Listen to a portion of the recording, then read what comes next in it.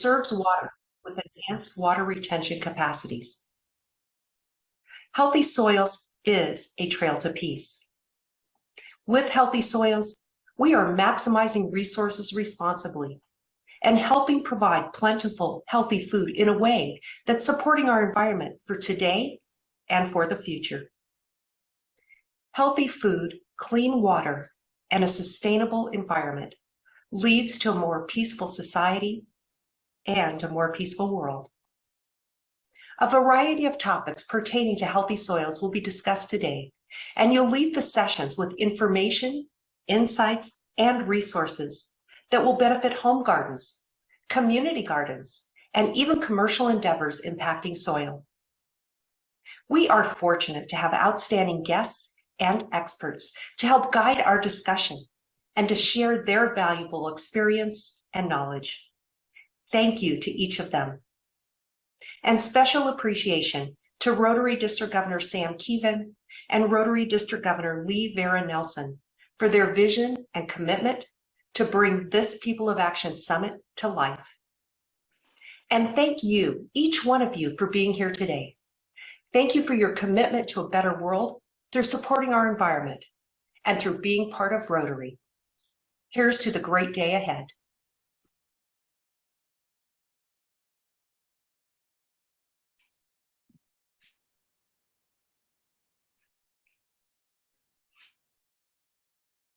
Excellent. Thank you, Vicki, for that introduction.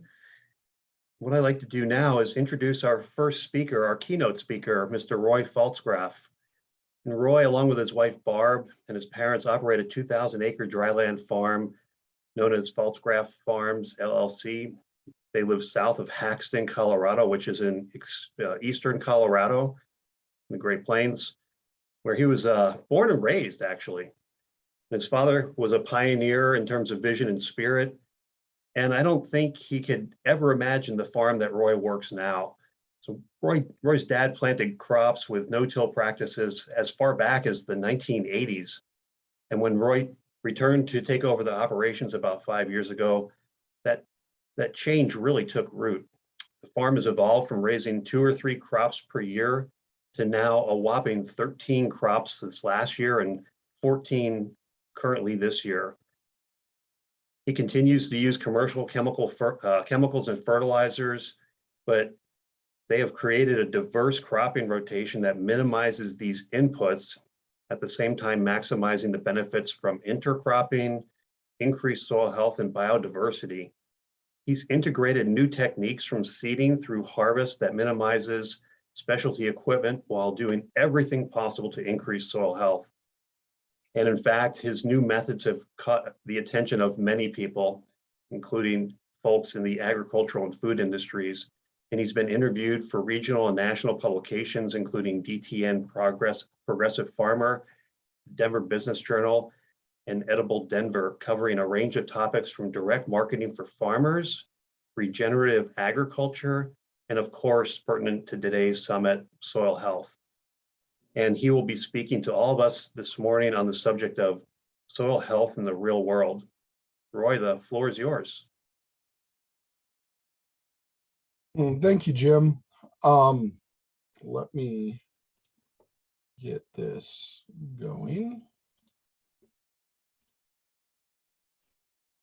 So the starter slide, I always like to share some of the things that have evolved. And on here, we actually have logos for all of our different products. And it all started with the logo in the upper right-hand corner. That was designed by my 15-year-old niece in 45 minutes when I was looking to get a logo done. And she's a phenomenal talent, but she has no interest in doing logo design, which I think she would have a tremendous career in if she wanted to. But it brings together all the different parts of our farm, from, we have chicken and guineas for livestock, through cropping, we raise sunflowers, and we also have bees. So today I'm going to be talking about why do we do soil health, and kind of our transition into where we are today. Oops. So my name's Roy Faltzgraf. I'm the third generation on our farm. My farm, the farm was originally purchased by my grandfather in 1949. I farm with my parents. My dad took over operations in 1977. And then my wife, and she's actually partially to blame for what has gone on here, because she has been the impetus behind our direct marketing and some of the things like that. My father was recognized as the Farmer Conservationist of the Year by the Colorado Association of Conservation Districts in 2019. I view it as a Lifetime Achievement Award, recognizing all the things that he did. He says that he won it because of the stuff that I'm doing now, so we kind of blame each other for it. But he started raising sunflowers actually before he was doing the management. He convinced my grandfather to try sunflowers in 1975. He did computerized record keeping starting in 1979. We still use the same software company from 1984, and they use the same record format. So we're actually able to look back at what we did historically over all those years and watch the changes and track some of the difference that are going. He went to minimum till in the early 80s and working on doing something with crop rotation, where the average crop rotation at the time was just wheat and then fallow. He did soil testing in 1984. I actually have all the soil test records going back until then. So it's really interesting to watch our changes and see what's going on. Went 100% no-till in 99 and added GPS mapping in 2001 with guidance.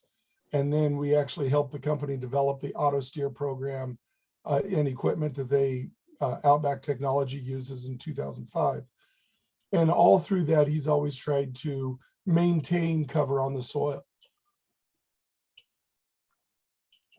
So when I took over, it was already in an environment of innovation.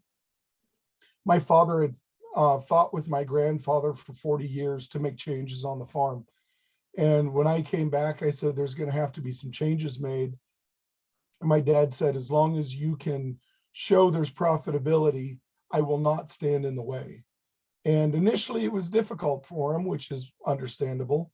But I knew things had really changed when I came home from a conference, and he goes, well, what are we going to do different now? And I said, well, I want to try to raise rice, upland rice, which is dryland rice. And his only response was, okay, where's your market? So I kind of broke all my fun. But things that I've started working with is increasing the diversity in the rotation. We've been as high as 17 crops. We're looking at reducing our row spacing to help conserve moisture, increasing population to deal with the spacing in the rows, intercropping, so raising multiple crops in the same field together. We've gone to continuous cropping, so we've eliminated fallow. And now I'm playing with things like living mulches, and then further cropping experiences, like I mentioned before, rice. We started raising camelina this last year, which is a brassica. It's a mustard. We're looking at the increased nutrition in our crops, part of some studies, looking at how increasing soil health actually increases the nutrition of the food that is produced. Interesting, it also increases the flavor. We find that our products tend to be much more flavorful than ones that are raised in traditional methods. And then we're also playing with some alternative weed control, which is a really cool video at the end. So traditional agriculture, the only way to control weeds was tillage. And so they would go out, they would break up the soil structure, it killed the weeds, but they were creating a lot of problems that they didn't realize. It really increased the decomposition of organic matter, and actually increases the release of carbon dioxide and nitrous oxide compounds, which are detrimental for climate change. It reduces the water holding capacity and much more likely to have runoff. But the thing is, the farmers back then were doing the best that they could with what they had and what they knew. They didn't have the idea of the soil biology like we do now. And also they didn't think about that destruction of the root structure, because the soil was always thought as a growing medium, something that was dead, instead of something that's living. So I always like to point out that the downfalls of tillage. This is a picture of a neighbor's from a couple years ago. And when you till, you actually break down that residue that helps reduce the impact from raindrops on the soil. It also breaks the structure that the microbes in the soil and the roots release to help aggregate it, so it washes away easily, and it seals off the root channels that stop the water from flowing into the surface quickly. And you can see here the individual layers of every time they did a tillage pass and how it packed it and washed it away. So, you know, back when I was a kid, that picture was actually very common. Thankfully, it's becoming less common. Sadly, we have farmers that are actually going back to that. So this, you know, the next thing is what everybody thinks about when they think about erosion. This video was taken a couple years ago at a neighbor's field. It's great. I can use the neighbors for a lot of these examples. And without that residue that's protecting the soil, and the armor of it is gone. And so we actually increase our evaporation rate, which we live in a very arid region. This has been an incredibly dry year. We've had 3 inches of wet rain since June 1st. We had 1,500s this last month. So every little bit of moisture that we get, we want to keep, and the erosion, wind erosion, just sucks it out of there. And the thing is also the best soils are the top soils, and the wind just blows them away. Now, the third type of erosion that nobody ever thinks about is shear erosion or slumping. And when you break that soil structure, the soil is actually pulled down the hill by gravity. And my grandfather always talked about when he started farming this land, there were no rock hills. And he actually blamed it on wind erosion and water erosion. Little did he realized that it was actually this very slow slumping of our hills, and allowing the rock to then emerge and push up through the soil creation process.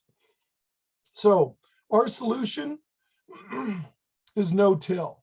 So no-till means exactly that. We don't disturb the soil except when we're seeding. And in this video, I'm drilling into what's called stripper stubble. We use a header that for harvest that leaves as much residue as possible. That mat suppresses the weeds. It helps protect the plants from wind. And it also, when it rains, it allows that raindrop to reduce the impact onto the ground, which actually helps reduce compaction. Now, I was drilling chickpeas, and this is a couple years ago, and it was actually very wet. And because of this mat of residue that I had, we were able to go out and drill across this. Now, My grandfather never liked no-till because he didn't like how it looked. It looks trashy. It looks dirty.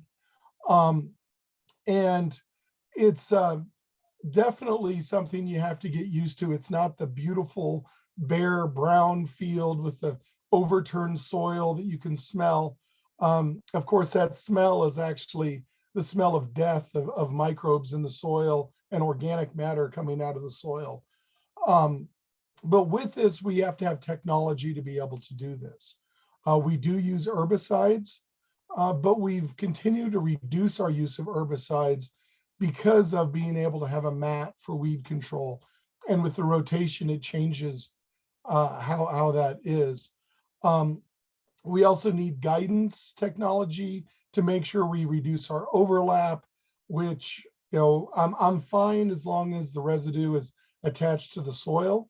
But if I go across previously drilled residue, it can create problems. So we need this accuracy in seeding. And actually in the lower right-hand corner of the picture, you can see the light bar guidance system that we used to have. We have since upgraded that in this tractor. Believe it or not, that tractor was actually driving itself in that video. And the other thing is we need equipment that can handle that residue. And the drill that we have is designed for that. It's actually a Canadian company. The Canadians are well ahead of us in what they're doing with soil health. So by leaving this residue and reducing and eliminating tillage, we allow these root channels to allow the water to flow easily into the soil profile. It also allows the new roots to follow those channels created by previous crops, so they actually can reach deeper into the soil and get to moisture that they would previously not be able to. It opens up the soil pores, which allows air to the roots. That way you eliminate things like root rot. But with all the life that's in the soil, they also need oxygen. So we need to get that soil biology access to the oxygen. And there is microbes in our soil that can fix nitrogen out of the atmosphere. And this is just regular bacteria. We're not even talking about using legumes to do this. This residue is then left there to be broken down by natural processes. We see a lot of worm activities. We see mushrooms out in our field. And of course, the bacteria that consume it, both for nutrients and they also live in it.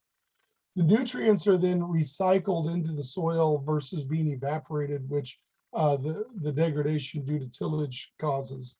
So we've increased our organic matter and been able to retain carbon in our soils.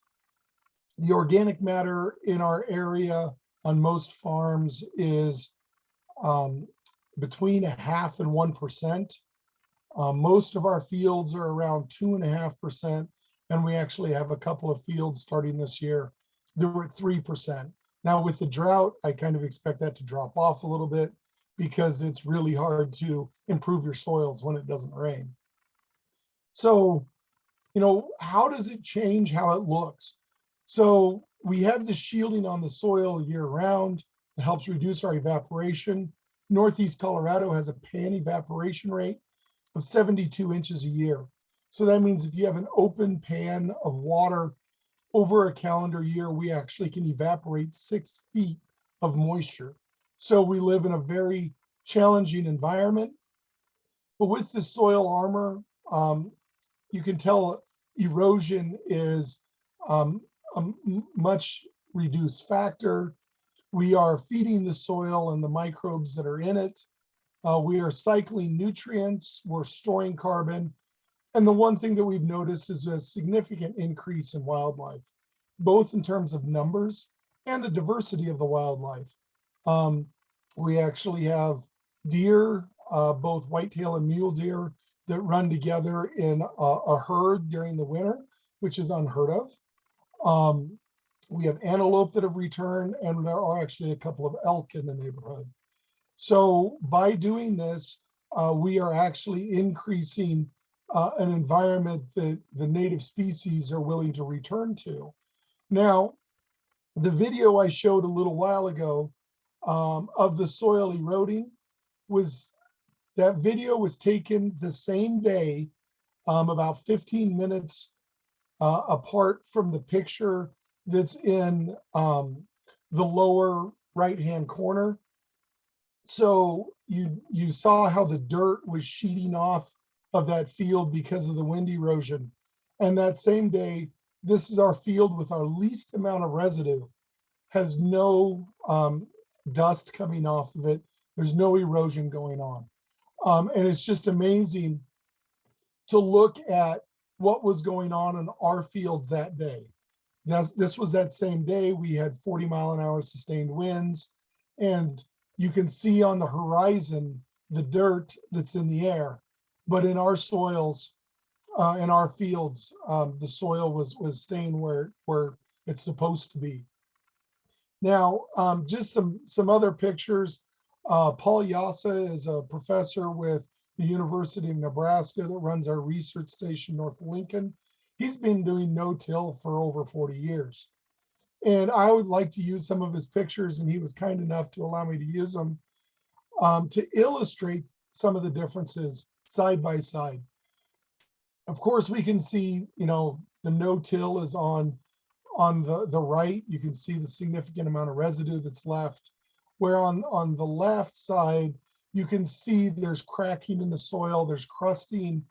And when it rains, the water has a harder time penetrating that. Now, his one picture that to me is just absolutely amazing is 2 blocks of soil that were taken to the same horizon in the soil. The difference is the one on the right has been no-till for 40 years. The one on the left is regular tillage. And you can see where the different layers are, the hard pans that prevent root penetration on the left-hand side. And the right-hand side, you can see the roots. And you actually, if you look closely, you can see pore spaces made by worms as they move through the soil. And the truly amazing thing is this is the same horizon level. The difference in height is the increased density due to the tillage breaking down that pore structure and that soil structure. And to me, it really drives home the difference between the two. One of them is a very healthy looking picture. The other one, it looks like a pile of rock or something that you would not feel as though would be productive for growing plants. So let me talk about kind of how we got started and where we're at.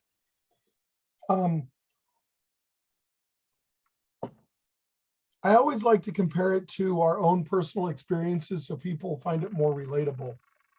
So I want you to think about your favorite food. Mine is spaghetti. I could eat spaghetti a lot. But if I had to eat spaghetti every day for every meal, breakfast, lunch, and dinner, it wouldn't take very long before I'm not interested in spaghetti anymore. So, that's the example of raising wheat every year on a piece of ground. It's the same thing feeding the soil year after year. There's no difference. And we have neighbors that talk about they have crop rotation and they rotate wheat, corn, and proso millet, which in my example would be like eating spaghetti, lasagna, and angel hair pasta. There is no difference in it. The exudates are slightly different, but there's not that wide diversity. I like to eat different things. I like a good salad every now and then. I like a good bowl of soup. I like a steak. And plants are the same way. They like the diversity. It makes them happier. It feeds the microbes, different microbes in the soil. So that's one of the first things I started doing was changing how much diversity our soils had versus seeing wheat all the time or wheat or millet all the time, just warm and cool season grasses. I started adding other things. So like I said, we transitioned to no-till in 1999. And that first 3 to 5 years, if you go no-till in your garden, the first thing you'll notice is that soil really tightening up.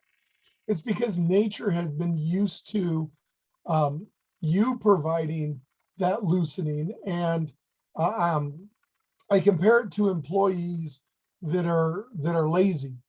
And if there's work to be done and somebody else is doing the work, they don't help out. But if there's work to be done and nobody else is doing it, well, then they get to work. So we have to get this fungal network in the soil to rebuild. And that fungal network is what helps make that really uniform soil sample that we saw previously. And so that first 3 to 5 years, that soil gets really hard. We went through that in the middle of the drought, but we just continued our standard rotation, just wheat, a spring crop of either millet, corn, milo, and we did sunflowers for a little while. And then we had fallow in the rotation. So instead of using tillage to kill the weeds, we were just using herbicides to kill the weeds. But the soils had nothing growing on them for a season. So it was working, but we weren't seeing the changes that we expected. We really expected our organic matters to increase. We didn't see that. Our infiltration rates increased because we were allowing those channels to be there and let the water soak in, but we weren't seeing any changes in fertility, or we weren't really seeing any reduction in weeds. So the big change that happened was when I came back, I asked my dad, what does it cost us to do chemical fallow a year? And it was between $75 and $125 an acre per year. It was also costing us in that we didn't have a living root in the soil. Now, when people talk about living root, they generally want to talk about cover crops. And I'm a big advocate of trying to change our verbiage and not talk about cover crops, because most cover crops in agriculture are actually forage crops. You let cattle graze it, or sheep graze it, or hogs. Really what we need to be talking about is living root. Make sure there's something feeding the biology as much as possible. And we didn't have that when we were fallow. And then the other part of it is we had a third of our farm ground was in fallow, which is like having a factory running at 2/3 capacity. I told my dad I realized why he wasn't getting ahead. It's because he was only farming part of his farm. And then the next thing is we realized we had a limited diet of the soil.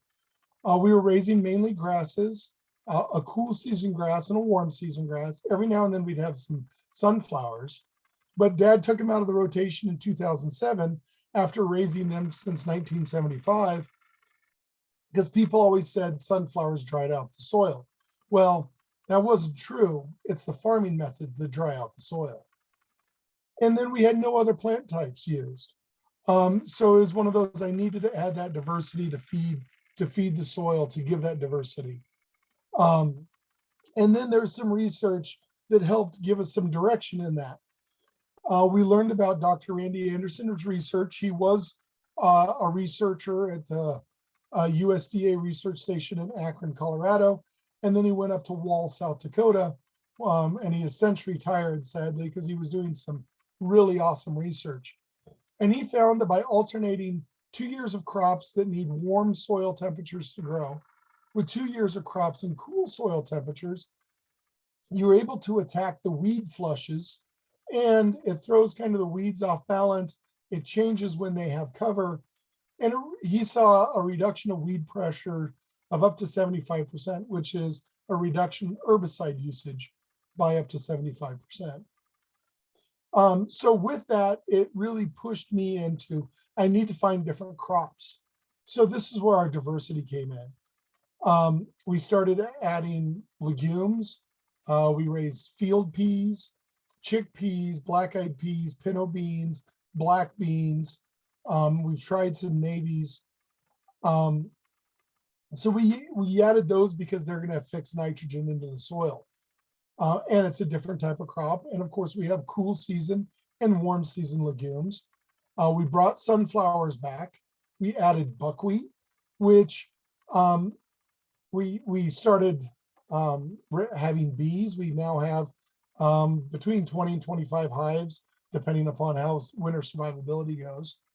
And those bees add about 20% increase in yield to both sunflowers and buckwheat. But the other thing is we started getting other nutrient benefits. I love raising buckwheat. Buckwheat does amazing thing for the soil.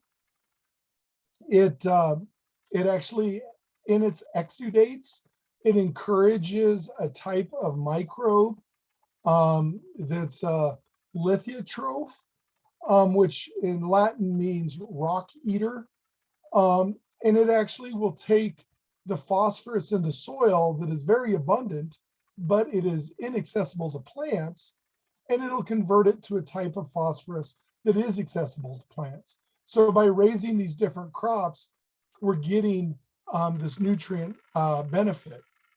And of course, we're getting more root diversity. Well, part of the root diversity is because they're all different shapes of roots. And this is a sampling of the different crops that we have and what their root structures look like.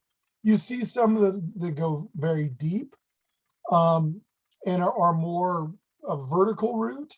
And then there's very shallow roots that grow more horizontally. So you see this wide variety of root structures and how they can overlap and interact with each other over the years to follow the different tracks. And in that, they also can move nutrients.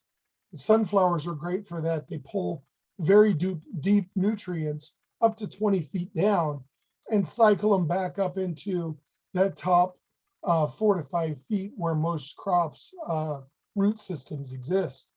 So with this, we increase our infiltration, we increase our fertility, we have more carbon storage, which is more soil health.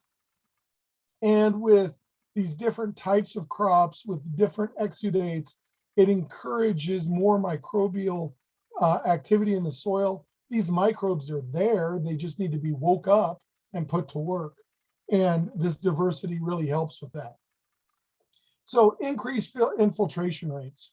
What does it look like? You can see in the top picture, it's an oat field on the top picture, and it's right next to our county road. And you can see where the water is running off the road, and it's puddling on the road, but in the field, we're not seeing any puddling. In traditional no-till, without that living root to help keep the soil microbes active, it still runs off. And it runs off the tillage like in the earlier picture. And the lower picture there is our field is on the left-hand side, the neighbor's field is uphill. On the right-hand side, the water, and this is the morning after the storm, the water is still running across the road, and in our field, it just soaks in. So we're able to capture that and prevent that runoff, which, for us, it's important to maintain as much moisture as we can. When you get back east, they're worried about the runoff and the issues with toxicity and streams. We don't have any running streams for that to be a problem. But this soil health focus helps help that. We've had 2 inches of rain and 2 storms in less than 30 minutes, and it just soaks in. We've seen 3/4 of an inch in 20 minutes, and we were able to be back out in the field the next day. We've been able to take 3-inch rains separated by a day. This is obviously not this year. But last year we had 9 inches of rain in 7 hours. And the interesting thing is the water was running off of our field, but the water was clear. You could see the soil below it. There was no erosion going on. And to me, that was just phenomenal to see the water had taken up as much the soil had taken up as much water as it possibly could. And it was still staying in place, and the extra water was just running off. So when we talk about some of these things, one of the big things I always talk about is soil armor and residue management. Now, this is a stripper header. It's made by Shelbourne Reynolds. And what it is a large rotor is underneath that shield, spinning at about 600 revolutions per minute. And it just, it has stainless steel fingers that are about as long as human fingers. And what they do is they rake up through the crop, and it just tears the head off of the stubble. It doesn't cut the stubble or reduce the amount of stubble in any way. And by doing this, we are able to maintain better covers on our soil. Even in dry years, we're able to keep a little more residue there, which has a significant impact over winter and into the following year. So with the changes that I've made, one of the things I really focused on is people are always talking about farmers need grant money or things, or low interest loans to be able to practice soil health. And my focus was I wanted to do it on with the equipment that I had. I wanted to really simplify that to show that it's possible. And the argument is actually it's a compaction of the mind of a farmer where they just can't break out of that mindset that they've been farming in. So with this, we actually have an air seeder, a sprayer, and a combine. So 3 pieces of equipment. Oh, well, a tractor for both pulling the air seeder and the combine. We're much more efficient because we have this diversity of crops, and we're spreading out when they need to be seeded and when they need to be harvested. We're much more efficient. I start seeding crops actually in the middle of November now, and then start again in March and seed crops until the middle of June. And then I start harvest, and I harvest from the middle of June to the end of October. So we're way more efficient. We actually have a lot more time off. We're a lot less stressed because we just have 100 acres of this and 100 acres of that versus 700 acres that need to happen all at once. We also reduce our exposure to hail and drought. We were able to harvest a couple of crops this spring that the neighbors haven't. And we have those other opportunities. And if we have a single hailstorm, there'll either be at least one crop that's been harvested, or it hasn't come up yet, or hasn't been drilled yet. So it really reduces our risk in that. It increases our marketing opportunities. We do direct marketing to the consumer through our website and some farmers markets on the Front Range. But because we have these diversity of crops, we actually work with different companies, and we work with a malting company up around Fort Collins. Their focus is gluten-free. We provide them with millet and buckwheat, and that gives us a better, more diversity in the marketing, more opportunities to name our price and be a price maker, not a price taker. We reduced our inputs because of this covered soil that always has things growing on as much as possible. We've reduced the amount of fertilizer we need because our soil microbes are more activity. We see more wildlife. And the big thing is we've increased our income. People ask me, is soil health profitable? And I tell them, well, traditionally farmers are break even. They actually hope for a profit 1 year out of 5. And that's how we work. You just hope not to lose money.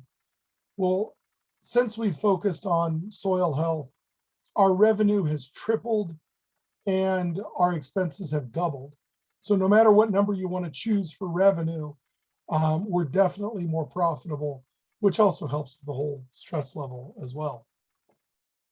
So some of the methods that I talked about is we're using intercropping, and that's the left-handed picture there. You can see a lighter green on either side of a dark green strip.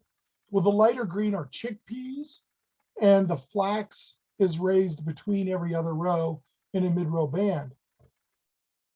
They have found that raising chickpeas and flax intercropped like this prevents diseases from showing up in the chickpea.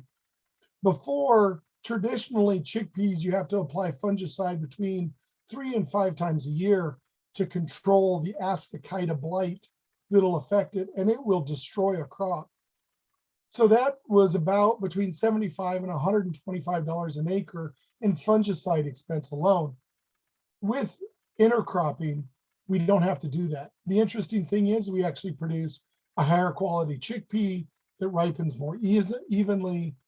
And we also produce flax, which is a high profit crop. The other thing is it doesn't impact the yield of the chickpea.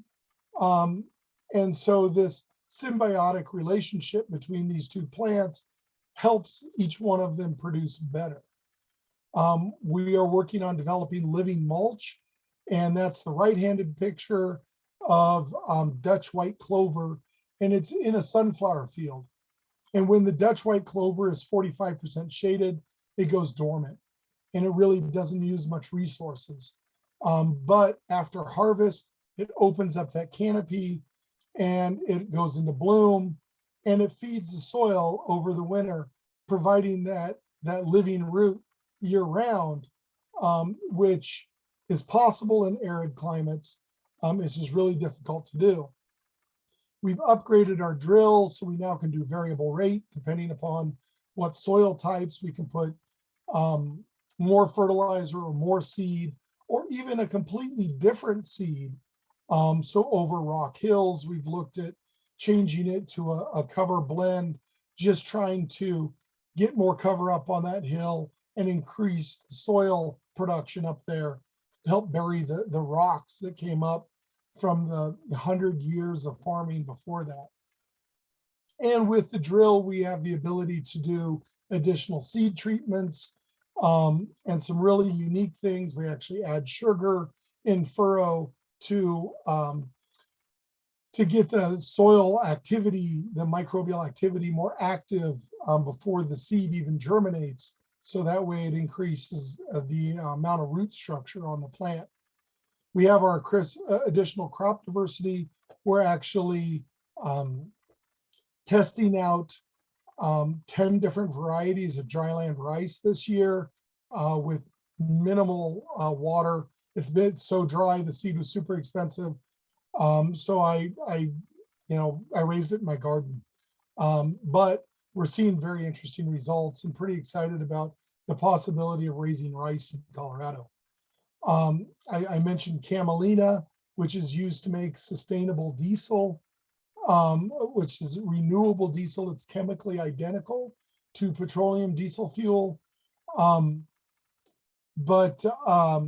And they're able to make aviation fuel with it, but it has a much smaller carbon footprint. And so that's one thing that is coming into that. And then we're using different methods of weed control with electricity. And I always have to add these videos because people are fascinated by it. It's a giant generator, PTO driven, on the back of the tractor with this electrode bar out front.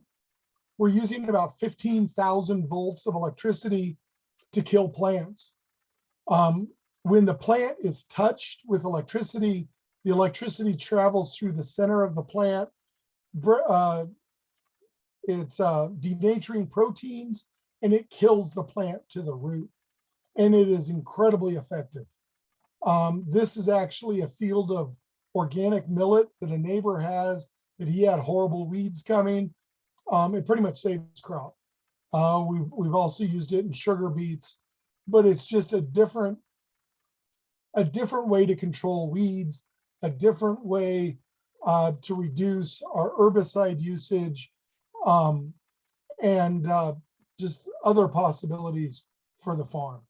So this has just been a brief overview of what we do on the farm. Here's a picture of my beehives. They live up on a hill.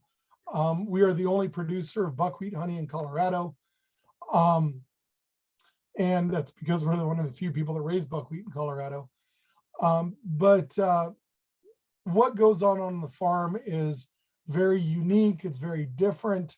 I literally could talk all day about the different things that we're doing, but hopefully this is kind of an overview of why soil health is important and why focusing on it is important, not only for this generation, but if I didn't do this, the next generation won't have soil to farm.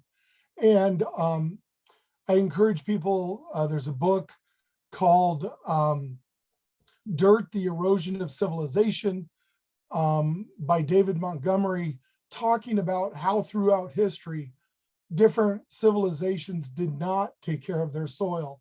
And that signaled the end of their dominance in the world, looking all the way back to Mesopotamia, to the Fertile Crescent. And so if we don't practice soil health, our soils will put us in a position where our country will struggle to feed itself versus feeding the world. There's my contact information, our website. I'm fairly active on Twitter with what's going on. I try to be a little more active on the other stuff. But hopefully it's giving you guys a little bit of a highlights of what farmers are trying and where things are moving in the future. Roy, we do have a question in the chat, and this came from Brian. He's asking, how do we change our food purchasing habits to support this type of farming? The biggest thing is get to know where your food comes from and learn how they're raising it. Get to know a farmer, and so farmers markets are great for that. Look for the Colorado Proud label on things, so you can start identifying farms that are out there. And farmers are always willing to talk about what they're doing. When COVID happened, people asked, well, how is this changing your farm or changing what you do? And it's like, well, farmers actually social distance for a living. And when they have the opportunity to talk to someone, they generally want to. And they're always willing to share about what they're doing. So part of it is just find farmers that are out there. And once you identify farmers that are doing it, I mean, we do have our online store. We're at farmers markets in Boulder or in Wheat Ridge. We do actually do home delivery in Boulder and Wheat Ridge.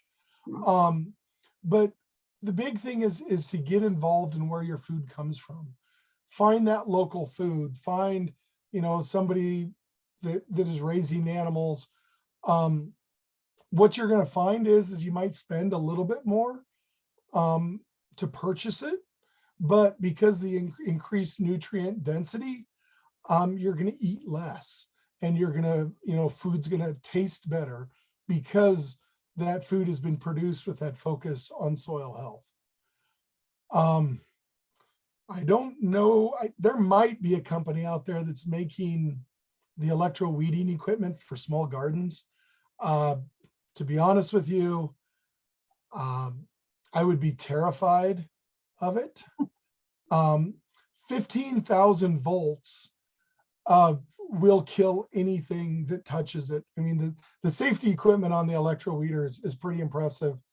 But yeah, it'll sustain a spark for 3 to 4 feet. You can hear it in the cab of the tractor. You actually can have enough draw with that electro weeder. It will kill a 300 horse tractor just dead in the field because of the draw. So it's probably better that they don't have it for small gardens. They do have flame weeding equipment for small gardens, and that would be something you could use. But the big thing there is you don't want to keep it on the soil for a long time, and you want to keep it moving. But what it does is it just causes the water in the plant to turn to steam, and the plant dies. Very, very similar to what's going on with the electro weeder.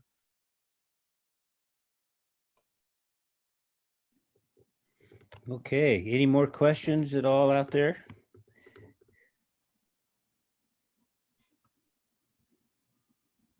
Okay, I see none. Well, thank you, Roy, for that excellent presentation. I keep learning new stuff all the time. I was particularly interested in the fact that the bees increase your production. I thought that was fascinating. And I think also the fact that I think to be noted that we get better nutrition out of our food that's grown in healthy soil, and that we reduce not only erosion, but environmental pollutants. So I think those are all great points that you brought up. So thanks so much for all that you do. And it's a fantastic presentation, and appreciate you participating in our conference. Thank you very much, Roy. You're welcome. Right, Jim? back to me. Yeah, thank you. Thanks, Sam. So one thing I'd like to say is I was on Roy's property a couple months ago, and we were able to look at the, I'll call it the electrode zapper, but Roy wasn't at the time, it wasn't working out for the time when we were there to actually run the piece of equipment. So I really appreciated that video, Roy. Thanks. Thanks for sharing. Our next presenter is Lisa Aish, and Lisa is a fourth-year PhD student in Colorado State University's Department of Soil and Crop Sciences. And the work that she's performing for her dissertation focuses on evaluating the impact of cover crops on soil health and economics at multiple scales. And specifically, Lisa has a strong passion for identifying shifts in agricultural management and policy to create a food system based on healthy soils, climate resiliency, and economic sustainability. So this ties in, I think, really well with what Roy just presented. Lisa has also played a really strong integral role in helping to create the state of Colorado's program called Saving Tomorrow's Agricultural Resources Program, also known as STAR. And you can look this up on the Colorado Department of Agriculture's website. You just type in STAR and Colorado Department of Agriculture. In any event, Lisa will be speaking to us today on the subject of cover crops and cover mulching for gardens. Lisa, it's all yours. Thanks, Jim. And thanks to Roy for that presentation on soil health. It's really amazing all that they've been able to do on the farm over there. But like Jim mentioned, I am a PhD student in soil and crop sciences, and I've done my dissertation on cover cropping. So I've thought a lot about this for the last like 4 or 5 years, and I'm really excited to share some of the things that I've learned with you all today. I'll also be incorporating mulching too, which is another strategy for soil cover. And I'll try to focus this more towards like backyard gardens and that kind of thing, because that seems to be what folks are interested in. So the NRCS came up with 5 guiding principles for management for soil health. The first is soil armor. So it's important to cover your soil for as much as possible out of the year. Second is to provide a continual living root. So make sure that you don't have many bare fallow periods throughout the year. And then also diversifying your crop rotation. The more types of crops we have in the rotation, generally, the better it is for soil health. Minimizing disturbance is also important. That's reducing the amount of chemicals you apply, and then also minimizing physical disturbance through tillage, and incorporating livestock too also can benefit soil health. So I'm going to be focusing on mulching and cover cropping, which really address the first 3 soil health principles. So mulching is providing any type of soil cover, typically to a depth of 2 inches, 2 to 3 inches on the soil surface. And you can do that either through bringing in external materials like wood chips or straw, or even using the residue from the crop. So any plant material that's left over after the harvest, and just maintaining soil cover for as much as possible. And then cover cropping is actually planting a crop that's exclusively for the benefit of the soil. It's typically not harvested, and that would replace any period of time where you wouldn't have a crop or plant growing in your garden. Yeah, so there's a lot of benefits to these two strategies. One that's particularly important in Colorado is retaining soil moisture. So this is a figure put out by USDA Cooperative Extension that shows that the mulched plot would only have 10% of rainwater evaporating, while the bare plot would have up to 80% of water evaporating. So in systems in Colorado where you don't have access to irrigation, this could really make or break your yield for the year. And even if you do have irrigation, water is definitely a resource that we want to conserve here. So it can be really important for the sustainability of the system. And these numbers can kind of fluctuate. It's not a hard and fast 10% versus 80%. It depends on soil type and kind of where you are, but it's just there to illustrate what a difference that it can really make. They also provide nutrient additions, and the extent to which it adds nutrients kind of depends on the type of cover crop or mulch that you're providing. Some mulches are meant to be removed, and so they're actually not adding any nutrients to the system. And then some mulches are really rich in nutrients, so they would provide quite a bit of nutrients. Legume cover crops can also fix nitrogen from the atmosphere. And so it actually takes nitrogen gas and then provides it in a plant available form for the crops. So that's one major benefit of cover cropping with something like a winter pea or clover. And they do this actually by forming associations with bacteria, which it will then exchange carbon for the nitrogen that the bacteria are fixing. And then generally they increase organic matter. So this is just an internal nutrient reserve that can be used by crops down the line too. It just improves the inherent soil fertility. They also feed soil biology. And so there's a huge kind of ecosystem of living organisms in the soil, ranging from bacteria and fungi all the way up to earthworms. And so providing that increased carbon input is actually a food for these organisms that translates throughout the soil food web. So eliminating that fallow period can really increase the inputs and then enable these bacteria and other organisms to thrive and cycle nutrients. They can even kind of ward off pests for the host plants too. So feeding the soil biology and kind of enhancing the kind of food web can be really important for crop productivity and overall soil health.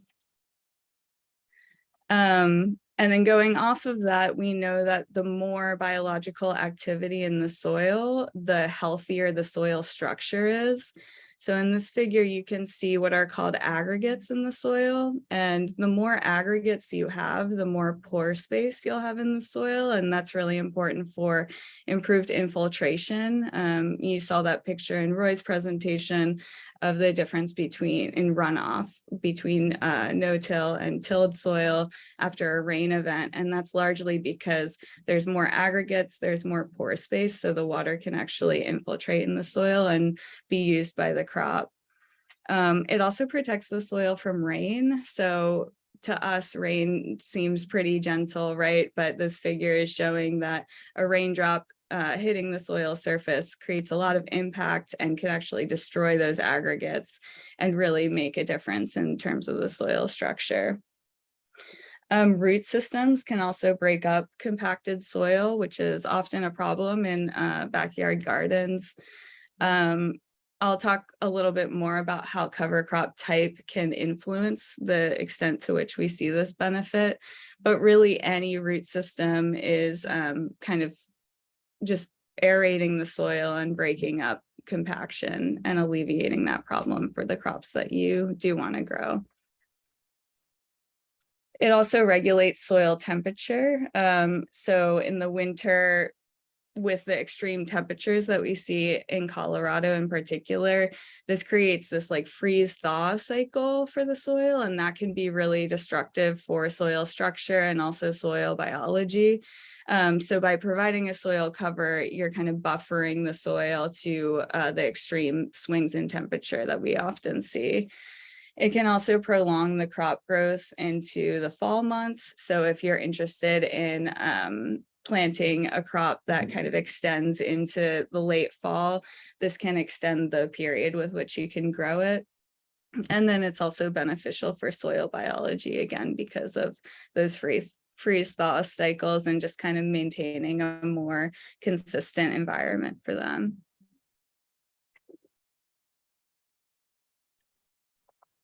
And then this is something that's a little more intuitive when we talk about soil armor.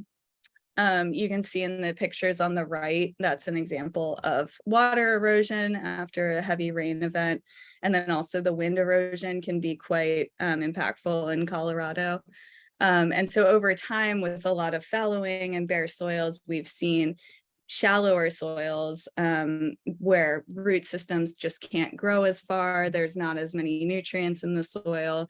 And that top layer of soil is also really nutrient rich. And so when that's washed away, it can prevent crop growth quite a bit.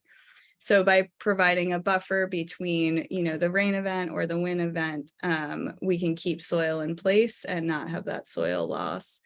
And then cover crops kind of take it a step further by actually providing a root system which anchors the soil in place and is really effective for preventing erosion.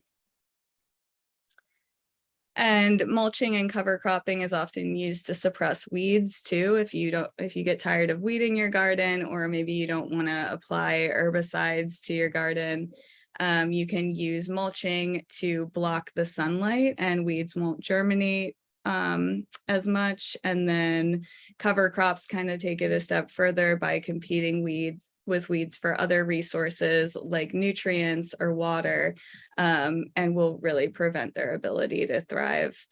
Some cover crops even emit toxic compounds to weeds, which I'll talk about a little bit later too.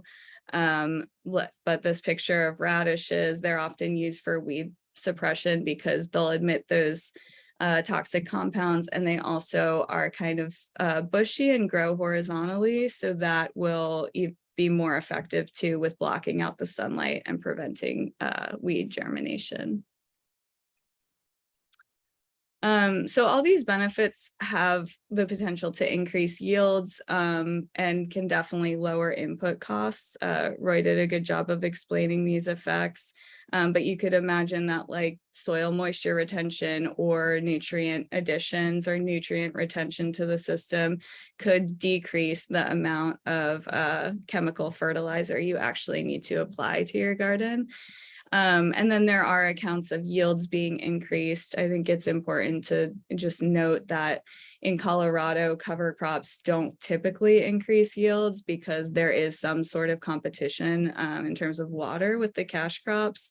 But in other parts of the country, or if you have a garden where irrigation isn't limited, it could have the potential to improve yields.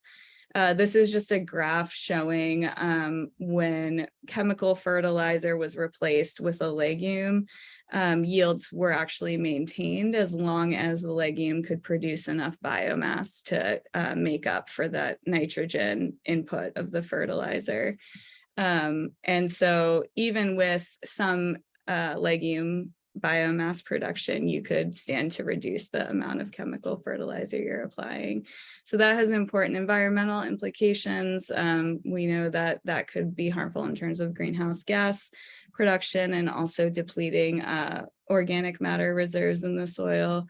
So even if you're not increasing yields, this could have some benefits in terms of the environment, and then also in terms of the amount of money that you have to invest in your garden. So in terms of how to implement mulching, there's a lot of different mulches that you can use, and it kind of depends on your system and what benefits you want to see, and also the material that's available to you. So you can use wood chips, straw, leaves and grass clippings. You can even use crop residue. So just after you harvest, you can leave kind of the plant matter on the soil, as long as you're removing any diseased plants. And then also compost can be used as a sort of soil cover, but that's commonly integrated with one of these other types of mulch. And so without getting into technical details, I did want to talk about the ratio of carbon to nitrogen in your type of mulch, because that's really important if you're using this as a strategy for nutrient management. So if you think of wood chips, they're just really hard and kind of a hardy material, and they have a really high carbon content as compared to their nitrogen content. So when microbes go to decompose that, they actually need to take up nitrogen from the soil in order to be able to decompose that material. So if you're incorporating something like wood chips or even straw into your garden, you don't want to do that right when your main crop might need that nitrogen, because it just temporarily ties it up in the decomposition of that biomass. Whereas something like compost that doesn't have much carbon but has a lot of nitrogen will actually release nitrogen in its decomposition. So when you're thinking about why you want to mulch, if it's more for erosion or it's really a strategy to add nutrients to the system, if you want to add nutrients, you want to pick something that's more green in material and or even add some compost to it so that it will break down quickly. And when it does break down, it's releasing nitrogen for the plants. And when to mulch also kind of determine some of the benefits that you see. Late fall is a common time to mulch because you provide cover through the winter months. And that can be really important for soil temperature regulation and erosion prevention. And it also can retain some of the snow that we see so that it doesn't kind of melt as quickly. And then it also provides early spring weed suppression too. Mulching in the late spring or early summer is also really common. You want to be a little careful with not slowing the thawing of the soil, because we know that it kind of regulates the temperature and can keep that cold in. And so you want to do this after the soil has thawed and your plants have had a chance to emerge or be transplanted in. But then it will be effective in retaining soil moisture throughout the hotter summer months. And in terms of cover cropping, selecting type is similar. So there's a ton of different cover crop species that you can choose that will thrive in Colorado. We typically talk about them in terms of types. So grasses like ryegrass or oats or wheat even have really quick growth, and they also have a high C to N ratio. So going back to that kind of principle of high C to N ratios will temporarily tie up nitrogen in the soil. That's just kind of a trade-off that we see with grasses, but they are producing more biomass that can go into the soil and then be the kind of contribute to the internal nutrient reserve. They're also really effective at improving soil structure and suppressing weeds because of their kind of high biomass production. Legumes like winter pea, vetch, and clover fix nitrogen, like I mentioned, and they have a lower carbon to nitrogen ratio. So they add nitrogen to the system. They're a natural fertilizer. They improve organic matter and soil structure, and they also prevent erosion. And then brassicas like canola or radish have a long taproot that's effective at breaking up compaction. They can even go through hard pans, and it's just a common way. There's even one called the tillage radish because it's meant to kind of perform the work of tillage and break up that those layers of compaction in the soil. And they're also known to exude chemicals that will suppress weeds and pests. So they're often used for that purpose too. So some of these benefits do have trade-offs. Cover crops, especially, in a dry system, competing for soil moisture can really inhibit kind of their viability as a soil health strategy. I have some research plots in Southwest Colorado, and this is a graph from the data that I collected showing on the horizontal axis soil moisture content, and on the vertical axis the soil depth. So the red line is looking at cover crop plots, and the blue line is looking at fallow plots where there was no cover crop grown. And you can see down to the depth of 2 feet, there is a difference in soil moisture, where the cover crops took up a lot of soil moisture in their production and just left the soil pretty dry at the wheat planting. So that is something that we want to take into consideration.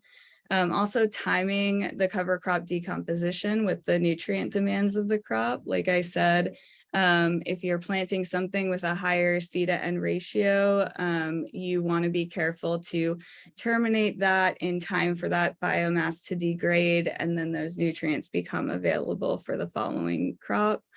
There's also risks of weed issues if cover crops aren't terminated properly. So you want to be really careful to terminate them before they go to seed to not have issues with weeds in your garden. And then to minimize these trade-offs, you can mix together cover crop types. So grasses, which typically retain nutrients and suppress weeds and produce more biomass for erosion control and soil cover, can be mixed with legumes, which contribute to nitrogen availability and improving cash crop yields. So when these are mixed together, research shows that these trade-offs can kind of be minimized, and you kind of see benefits of both groups. So it can be a really effective way to kind of get the best of all worlds in terms of cover crop types. And so when you cover crop also impacts these benefits. Typically we overwinter cover crops. So you can plant winter hardy cover crops like triticale or wheat or winter pea, and they'll accumulate biomass in the late fall and then go dormant for the winter, still providing soil cover. And then as soon as the soil thaws in the spring, they'll start producing again. So you typically get more biomass production if you overwinter your cover crops, and you're providing potentially a year-round living root, which is really beneficial for soil biology. You just want to be sure to terminate at least 1 month before planting in the spring or the summer to give that cover crop a chance to decompose, and also make sure that you can terminate it properly.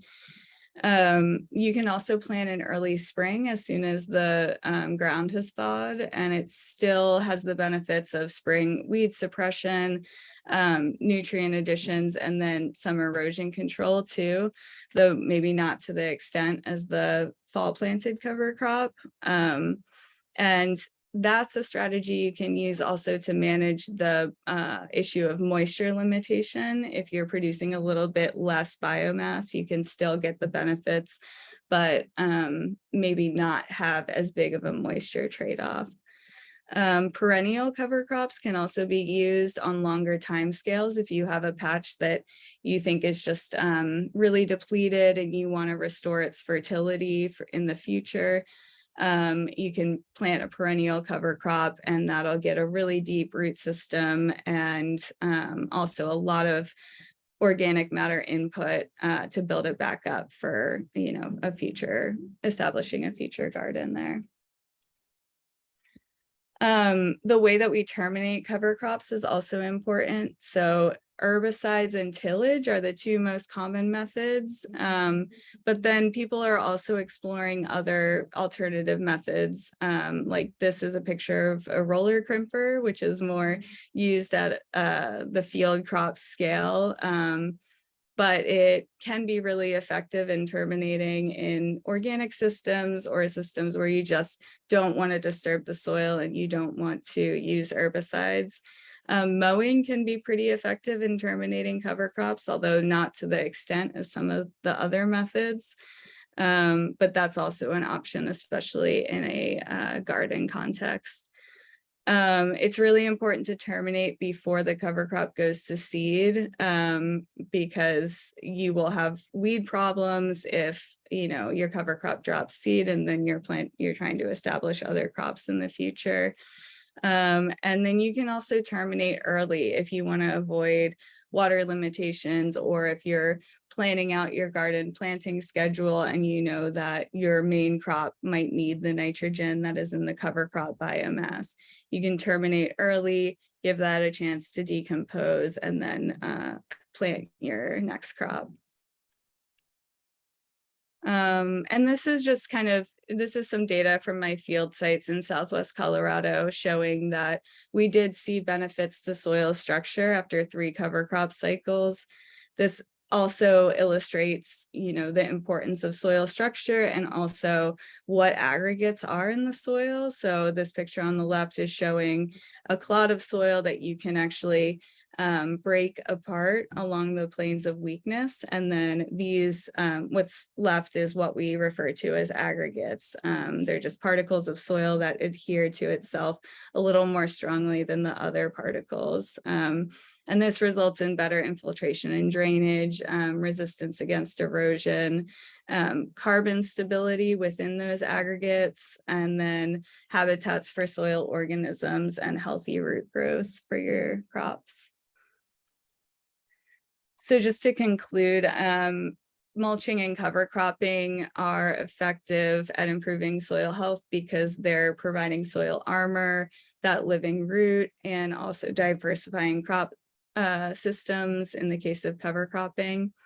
And they contribute to a lot of benefits like soil moisture retention, nutrient additions, improved soil biology, decreased compaction, improved soil structure. And these benefits can ultimately reduce input costs or give you more higher or more stable crop yields. And it's important to think about cover crop or mulch type, timing, and termination method when you're thinking about what benefits you actually want to see in your garden, because those things can make a big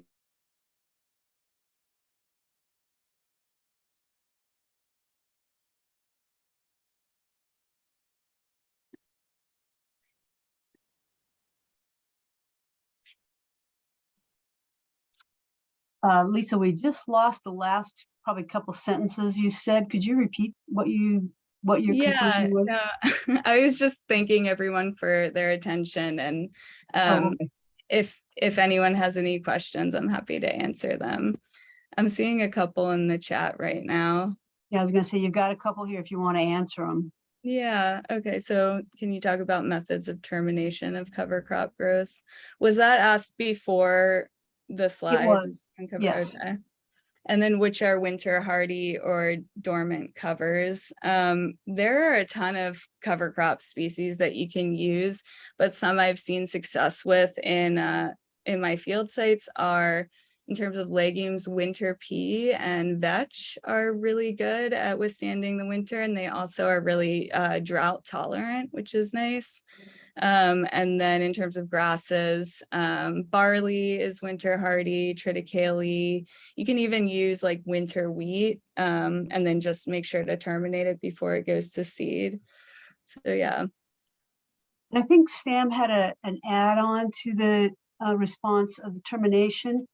He was wondering if there are safer herbicides to use. Just in terms of like human health. I believe so. Yeah, I can't really speak to that much. I think, glyphosate or Roundup is the one that's commonly used, and 2,4-D. I think they're green on the hazard scale, so I don't think they're too toxic, but yeah, I'm not really sure about the toxicity of herbicides. Okay. And I think you just got another question coming in about a soil aerator. would a soil aerator work as a roller crimping tool? I don't think so. So what the roller crimper does is it's just a really heavy implement. Like you fill it up with water, so it can be like 2,000 pounds or something, and then you roll it over the soil to break the stem. So that's the kind of strategy behind the roller crimper. And I don't think the soil aerator would do a similar thing. Okay, great, thank you. Yeah. Okay, any other questions? Cool. Although Thanks, everybody. Oh, the one thing, Lisa, in terms of herbicides, if you use a herbicide to terminate a cover crop, does that have any impact on following crops that you would put in Yeah. later? Definitely, yeah. And I think that's like one of the, the rule of thumb is terminating at least a month before you're planting. So you just want to check the sensitivity of your main crop to the herbicide that you're using, and then also the breakdown time of the herbicide. Typically, it can be, within a week, you're okay to plant, but it really does depend on which herbicide and which crop you're growing. Okay. Any other questions out there? Well, thank you, Lisa. That was great. I've had some experience with cover cropping over the last few years, and I've really enjoyed experimenting with it. So thank you for that additional information. I learned some new stuff. So thank you for all the work you do. Where in Southwest Colorado do you have your experimental station? Yeah, I was at the Yellow Jacket Southwest Colorado Research Center. So it's right outside of Cortez, if you're Okay. familiar. Mm-hmm. Yeah, I'm up in Delta area, so Oh, kind of cool. almost the same environment. Well, Definitely. thank you very much, Lisa. I enjoyed the presentation very much, and good luck with your research. Cool. Thank you. Yeah, thank you, Lisa. That was a great presentation. Our next presenter is Dr. Steve Fonte, and Steve is a professor of soil and agricultural ecology in the Department of Soil and Crop Sciences at Colorado State University. And Steve's research evaluates the performance of soil and agricultural systems by looking at multiple ecosystem services such as crop growth, carbon storage, erosion control, which you've heard about before, and especially Roy's talk, and biodiversity conservation. He then seeks to apply this knowledge that he learns towards the sustainable management of soils and farming systems around the globe. And I'm not kidding, around the globe. His research is largely centered in Colorado, but he also has work that involves small stakeholder farmers in Latin America, Africa, and elsewhere. And today he'll be speaking to us on the subject of tillage pros and cons. Steve, the floor is yours. Great, thank you, Jim. Here, let me just share my screen here. Get this going. Okay, can see my screen okay? Yes. Yeah, okay, thanks. Yeah, so thanks so much for the invitation to come and talk today. As Jim mentioned, I was asked to talk about tillage. Well, I have to say about, after hearing Roy's talk, that talking about the pros of tillage might be a little tricky, but I will. Farmers do it, and I will talk a little bit about those reasons why. And I think a lot of what Roy talked about too, I'm going to cover some similar concepts, maybe from a slightly different angle. And so I think I'll reinforce a lot of what he said and some of the things that Lisa talked about as well. Okay, so I guess the first question is especially after hearing Roy's talk, why do farmers till their soils? And there's a number of reasons, and a lot of farmers are very convinced, that it is a necessary thing. And I think it depends a lot on your system and what kind of farm you have, what you're growing. So the reasons that farmers will often give of why they're tilling their soils is it has benefits. It does loosen your soils up, smooth them out, level them, make them easier to manage in some ways. It can be really important for burying crop residues that helps them decompose and kind of get out of the way and releases those nutrients. for the next crop more quickly, especially up around here. Farmers will talk about tillage as being really important for letting the soils warm up in the spring so that their seeds germinate faster and they get a longer growing season. In other parts of the country, that's maybe less important. Tillage is, also really important. Farmers will talk about creating a suitable seed bed where, especially if they have soils that are more compacted, allowing places for those roots to grow and the seeds to germinate. And then also, if you're using types of irrigation like furrow irrigation, where you're letting, get my pointer out here, where you're letting water basically come down these rows, and that's how you're applying, your irrigation to your crops. Then you want to use tillage to make sure that your water can easily travel down those furrows and not getting blocked up by residues. And then, as Roy mentioned as well, like some farmers really just like to keep their fields looking clean, and helps them manage in some ways. And weed control, as especially for organic farmers, that's basically your main option that you have. But as a lot of weeds are becoming more herbicide resistance, a lot of farmers are returning to tillage to deal with that. So these are the reasons that farmers do till, and showing that there are some potential benefits for tillage or reasons they're doing it. They're not spending all of this money on equipment and fuel for nothing. But at the same time, when we talk about tillage, we need to recognize that not all tillage is equal, and that we need to recognize that there's different intensities that are going to have different impacts on the soil. So I just want to briefly go over some of these different levels of intensity of tillage. I think the classic sort of full tillage or full diesel tillage, as we think about, would be the classic moldboard plow, and this is going back. You see in the bottom right here, to even with oxen or horses would pull back in the days of the first sort of settlers coming out and, out in land out here. And this is the idea here: is you're completely inverting soils, trying to kill the existing grasses that are there, burying all plants and crop residues, and leaving a clean surface that you can then plant your crops on. And this is probably some of the most disturbing types of tillage that's out there, but still fairly common in a lot of places. Other types of tillage might be like deep ripping, where you have these very deep shanks that go down, trying to alleviate subsurface compaction that often is a result of tillage, where you get a hard pan formed. And this by itself is maybe not so disturbing, but yeah, it does go quite deep and has implications for that. And then again, trying to make it relevant for a lot of you working maybe on smaller plots of land. You've maybe seen implements like this that are also used on larger scales, but a rototiller really goes through and try to completely flip around the soil, bury residues, break up all the clods, and prepare a nice consistent seed bed.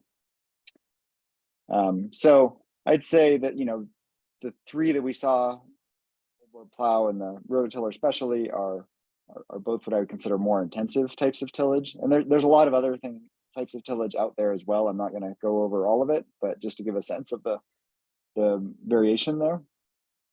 More recently, especially for farmers that are working in irrigated systems, or where with crops where they feel tillage is more important,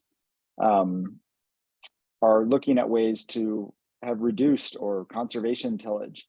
And this is where you're maybe preparing a narrow strip where you're able to plant your seed, but without disturbing the entire soil surface. So just examples of these are, you see on the left side, strip tillage, where they're basically just tilling in a small area in between the residues, and then all of this place where you see the residues still, the tilling implements haven't touched that. And then vertical tillage is a similar approach, where again, you're not doing all the soil, you're not completely inverting the soil, you're just pushing residues down, helping them decompose, but without completely breaking up all the soil structure that's there.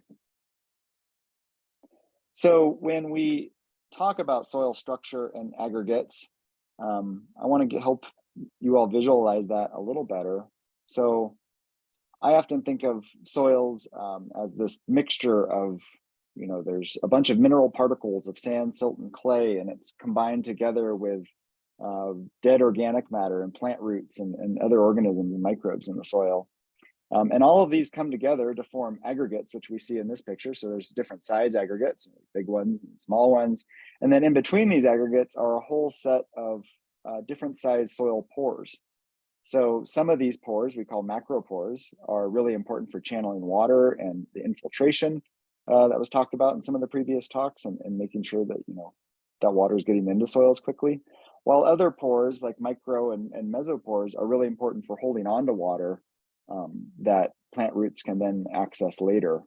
And, so it's not just lost down through leaching. So all of these aggregates coming together and the pores formed within and between them are really important for both aeration and water movement and storage in soils. And so that's what we're talking about when we talk about soil structure and aggregation. If you want to get a little more in depth in that, because I think it's kind of a cool picture here, where this is a picture of an aggregate. This one is a macro aggregate, insinuating that it's a big aggregate. There's smaller ones out there, and by a big aggregate, we're saying it's larger than 1/100th of an inch, or 250 microns. So there are smaller ones too.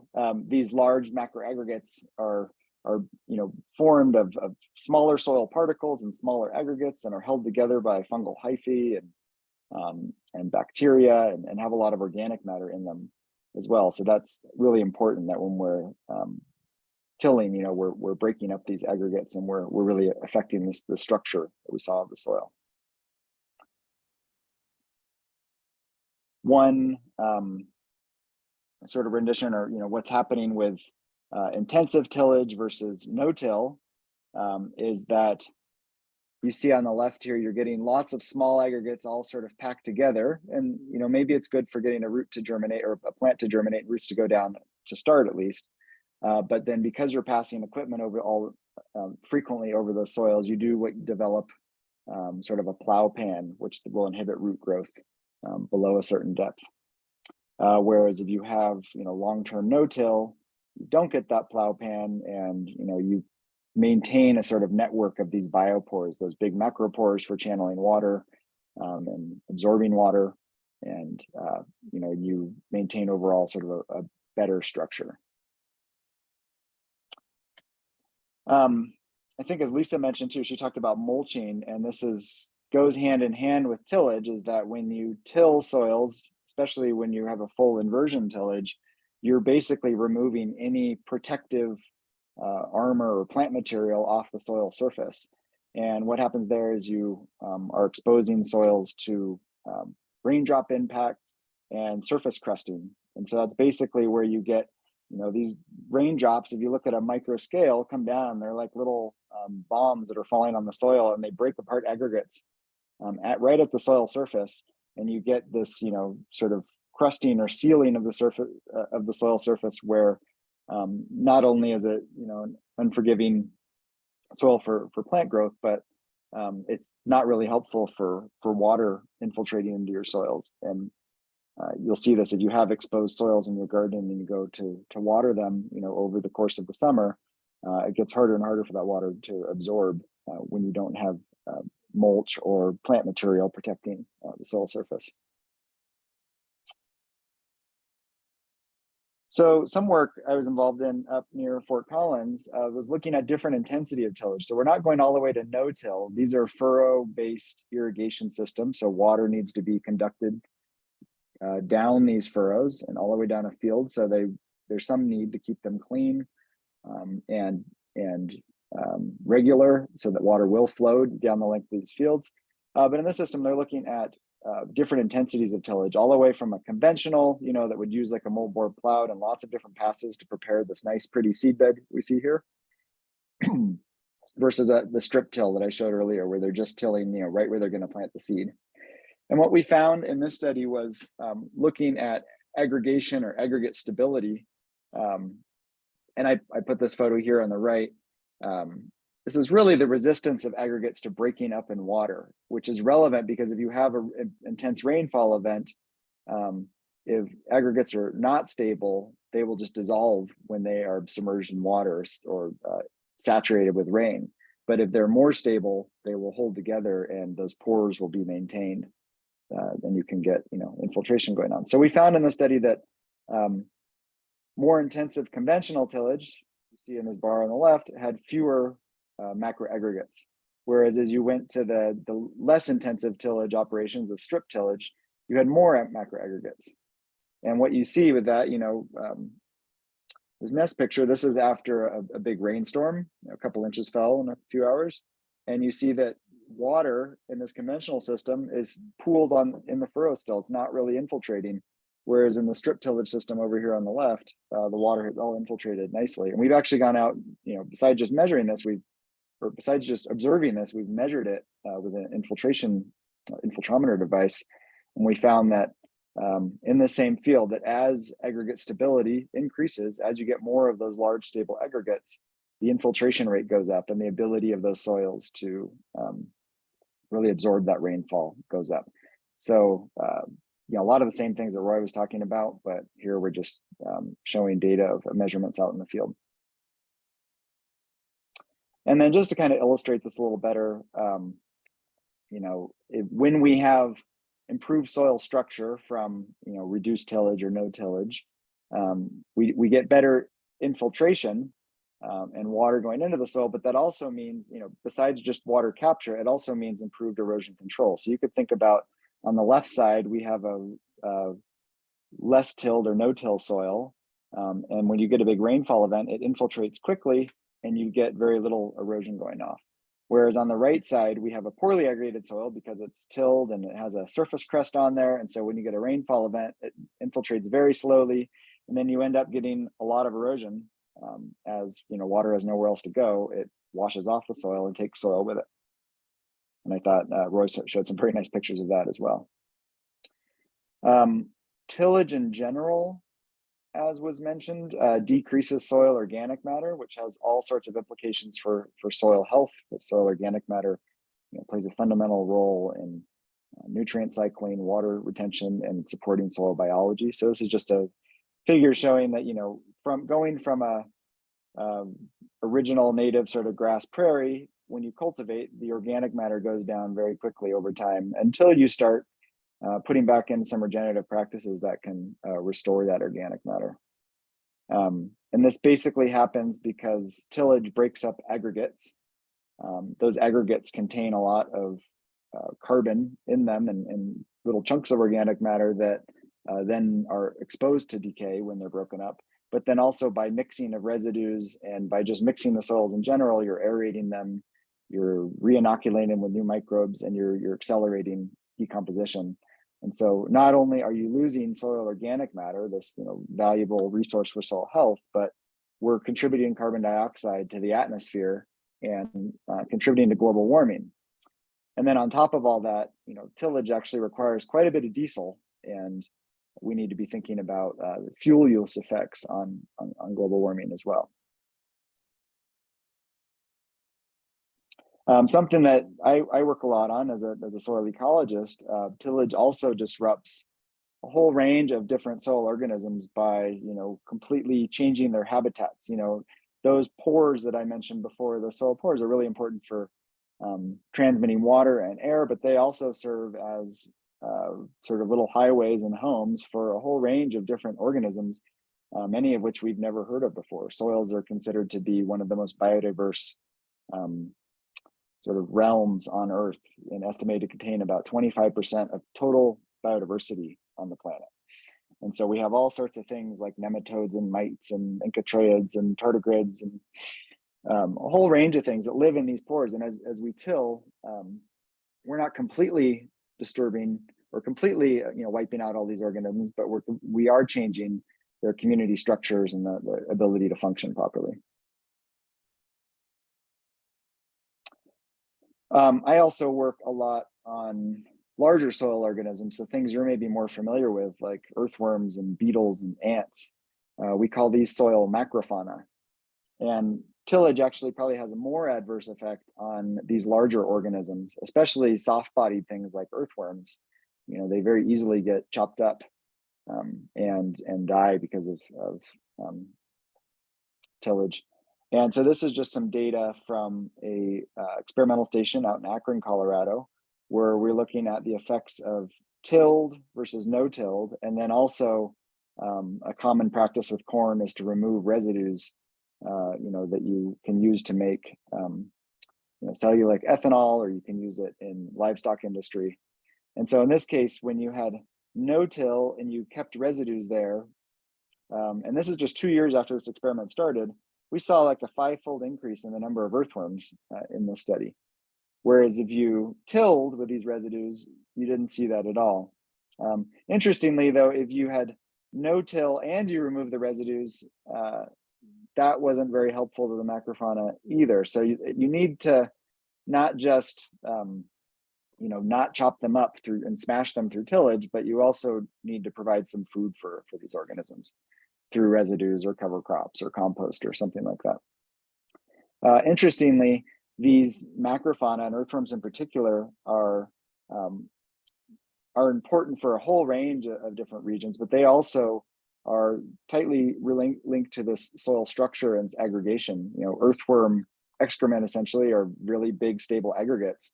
And if you have more earthworms, you tend to get better aggregation, better development of macropores through their tunneling activities. And so we saw in the same treatment with more earthworms, we saw much better aggregate stability.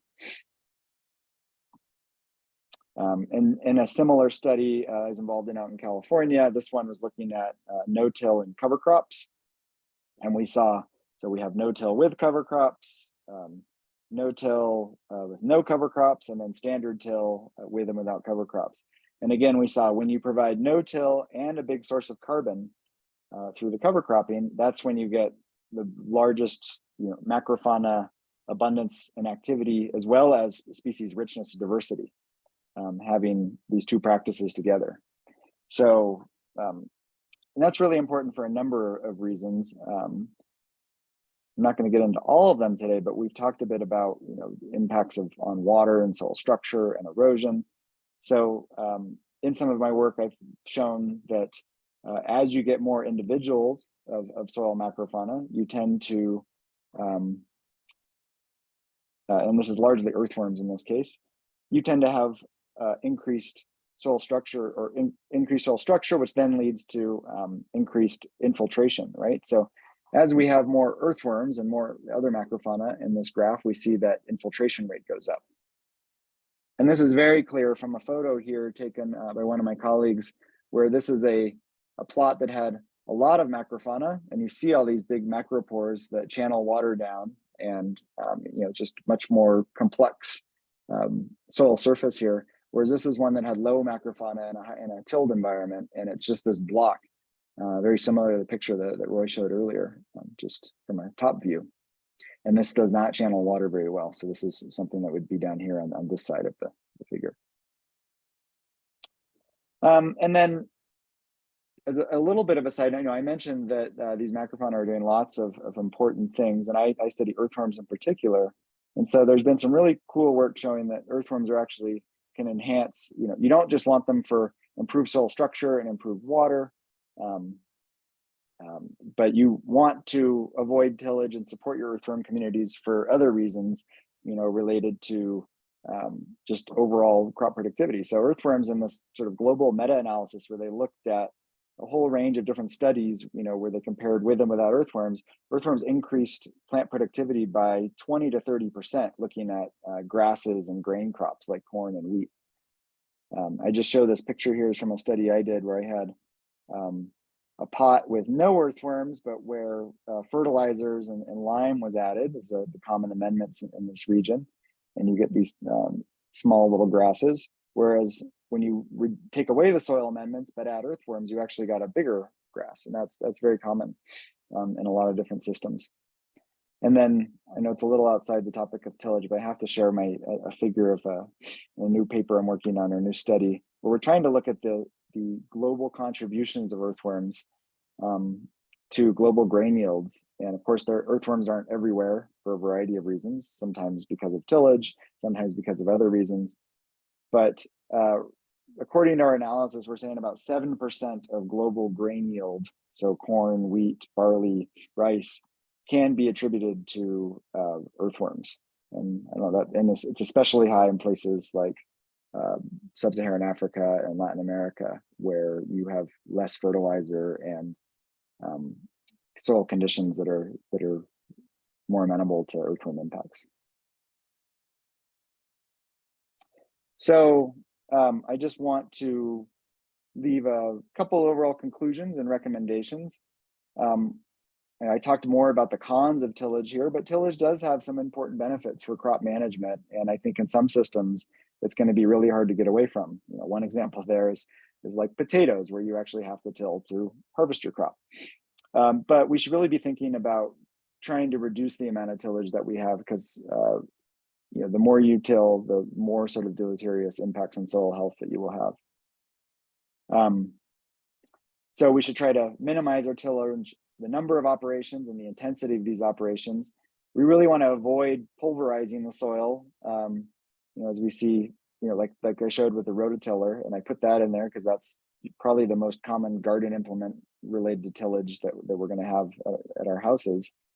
I think you generally, in most cases, probably don't want to use a rototiller. It's really going to have a lot of negative impacts on your soil biology and soil structure, and generally not a good thing. But if you do till or are forced to invert your soils in any way, like, I think that you can make up for that somewhat by adding more organic matter, you know, compost or manures, or by growing a cover crop. And then also applying some sort of surface mulch, you know, as your old vegetable or crop residues, fallen leaves from your garden, you know, placed on the soil surface. All of that really helps to potentially counteract the impacts of tillage and support overall health. So with that, thank you all for your time. I put my email there in case there's questions. And yeah, are there questions? There is a question in the chat. This was from Sam. He's wondering if there's any value to actually adding earthworms to non-tilled soil that seems to not have a lot of earthworms. I would not advocate for that personally. Earthworms are a really tricky thing, and a really tricky organism, because most farmers see them as beneficial, but in most cases they're invasive species, and there are places where they can have some negative impacts. And so I think ethically, and you could get in a little trouble by introducing earthworms intentionally. But my finding, or my thought is, especially in our backyard gardens, they are already everywhere. And if you manage your soils properly, they will find a way to your garden and reproduce quite well. Okay. Are Any there other? other questions? I know I went kind of quick, leave time for discussion, but you know, we've had a few presentations too. So I had one question. I have a area of land that I just kind of let go this summer and put some manure cover on it, just to cover it for the summer, but not farm it.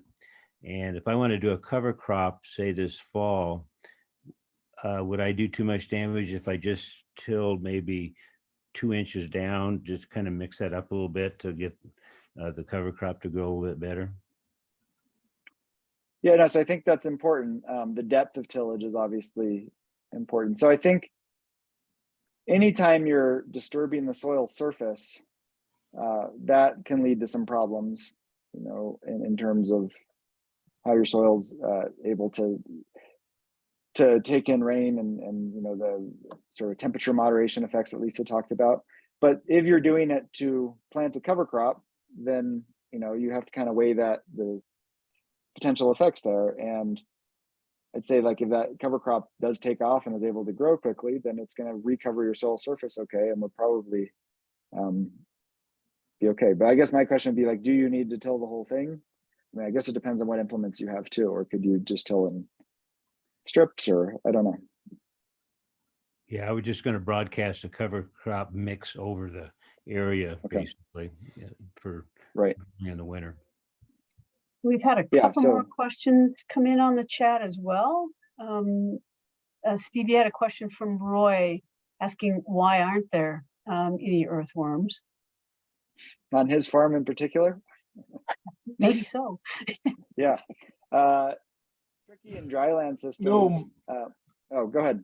I have plenty of earthworms. Mine was a response to, adding earthworms. The question is why aren't there any there? And there could be something going on in the soil that is detrimental to the earthworms existing. Yeah. Well, if they're not there to begin with, yeah, it's because soils have probably been somewhat mistreated, and you're through tillage or through not returning enough organic matter to the soils. Although I will say, and once you get into more arid regions, and we're right on the border here in Colorado, they are much less common in natural areas than in other parts of the world. And so I have found quite a few earthworms in dryland, no-till systems in Colorado, but not nearly the same levels as irrigated systems or as wetter regions of the world. So it's a combination of management, but then also environment. Okay, we've got another question. What benefits do all these microfauna give to our soil and its productivity? Yeah, so I mentioned some of these things like earthworms and ants and beetles, I call them ecosystem engineers, and they're completely changing the structure of the soil and creating all of these big pores that allow soils to better take in water and that increase the stability of aggregates, and that can help even store carbon somewhat in our soils. And then some of them actually also help organic matter turn over a little bit better and release nutrients for plants and help them grow faster. And there's even some that have shown that, like earthworms that release hormones that help hold back some less beneficial organisms in the soil and help the plant respond better to different pests and diseases. And so there's a whole range of benefits that they have in terms of just keeping nutrient cycling in soils and managing the cycling or soil structure and sort of the cycling of organic matter, as well as control of pests and disease. Wonderful. And our last question is a question on how to retain moisture in small or container gardens. And is there an option to use cover cropping there? Oh, and we just had another one coming in. So after you answer that, I'll share this other question as well. Well, as Lisa said, I think cover cropping is tricky because the cover crops themselves are pulling water out of the soil through transpiration and using water there. So I think mulching would probably be the best option in a small container garden like that for reducing evaporation and keeping soil moisture. And then our last question is, what is the best way to convert a yard to a natural garden? Should they remove the grass, plant, till, mulch, ? They've got 6,000 square feet of dry grass in Washington State, east of the Cascades, and lots of rain most of the year.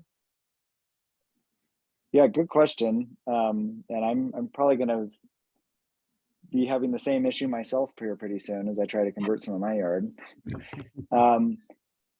My strategy, my plan is, and I don't have a lot of research to back this up, but I think what the city here is also suggesting that makes a lot of sense is they're talking about heavy mulching, especially even putting like layers of cardboard or something on that grass, and then mulch on top of that to basically kill it all. And then that way you avoid tillage and you get all of that carbon organic matter from your grass. And assuming that your mulch is effective enough at killing everything there, then that can be a really effective way to maintain soil health. And then the idea is that you can sort of punch holes through that cardboard where you want to plant things. And that also helps with weed growth or keeping weeds down later on. But again, that's not necessarily my area of expertise, but just on basic principles that makes a lot of sense. Okay. Any other questions? Well, thank you, Steve. I appreciated your comments. I inherited a Troy-Bilt tiller from my dad and haven't used it in 5 years, and I'm actually growing better crops now. So Okay. I think I appreciate your comments about tillage and the pros and cons. So I think we have a bit of a break now, correct? For just about 20, 25 minutes. Yeah, that's correct, Sam. We have a break until 11:30. And then when we come back, there'll be two sessions, one on soil biology, and then we're going to have a panel discussion on soil health. So I'm going to leave the room open. You can stay and chat with each other if you'd like, but we'll start promptly at 11:30. So take a small break and don't be late coming back because we've got some great things coming up. Thank you. To but on the other hand, on our daily life, we hear about negative views about agriculture, that it has caused the biodiversity lost, it has resulted in land degradation, it has contributed to climate change, and whatever we do, we might not be able to solve the food crisis. And all these negative views are emotional, they are very urgent, and it's easy to get into this type of discussions. But what we don't talk about, or what we don't talk about more, is this optimistic view about agriculture, and that is more compelling to me.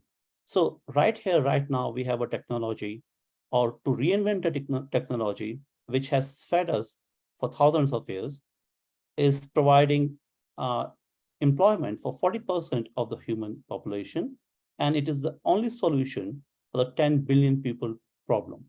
And with this optimistic view on agriculture, I'm interested in the microbiome, or the microbial communities which are associated with both soil and plant. These provide a number of benefits, and somehow, like these microbial communities, because they are very hard to study and we cannot see them, they have been overlooked during the entire agriculture innovation process. And now we think that this understanding the microbiome might hold the key to solve many of the agriculture related problems. So how many of them are there? So I just, yesterday I learned a new word called nonillion. So it's about 10 and 30 zeros afterwards, 10 to the power 30. So the estimation is that the soil and plant environment contain about 10 nonillion microbes, huge. And here I'm showing some of the bacterial numbers. So numbers are shown in the white, and how many different types are there, or diversity is shown here in red. And all these numbers are from 1 gram of soil or plant material. So per gram, we have 10 to the power 6 to 10 to the power 12 of bacteria, which is, and they might be 100 to 1 million different types. We have 10 to the power 3 to 10 to the power 8 of fungi, and we have 10 to about 1,000 different types of fungi in 1 gram of soil. We have 10 to the power 2 to 10 to the power 5 arthropods, algae, protozoa, nematode, and in 1 gram of soil, they can range from 10 to 1,000 different types. So it's not just about the sheer number or diversity. It is the huge amount of information that is in the genome of these organisms, and which literally holds the key for sustainable agriculture production in the years to come. And these microbes can be bad because they are many pathogens. Some microbes are referred to as ugly because they can go to the food chain and can impact our health directly. But most of them are beneficial to the plant or soil. And they can provide a number of benefits, such as they are helpful in nutrient uptake. They are helpful they can produce the compounds which can provide stress relief. They can indirectly impact the plant growth via antagonizing a pathogen or increasing the plant immune response. So the overall, like this interaction between the plant and the soil microbiome is related to greater productivity, climate change mitigation, and soil health.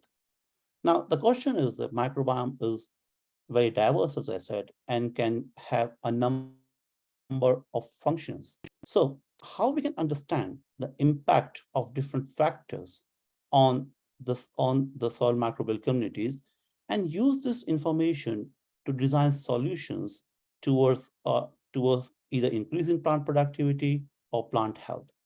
And this question we solved in our ongoing study in Florida.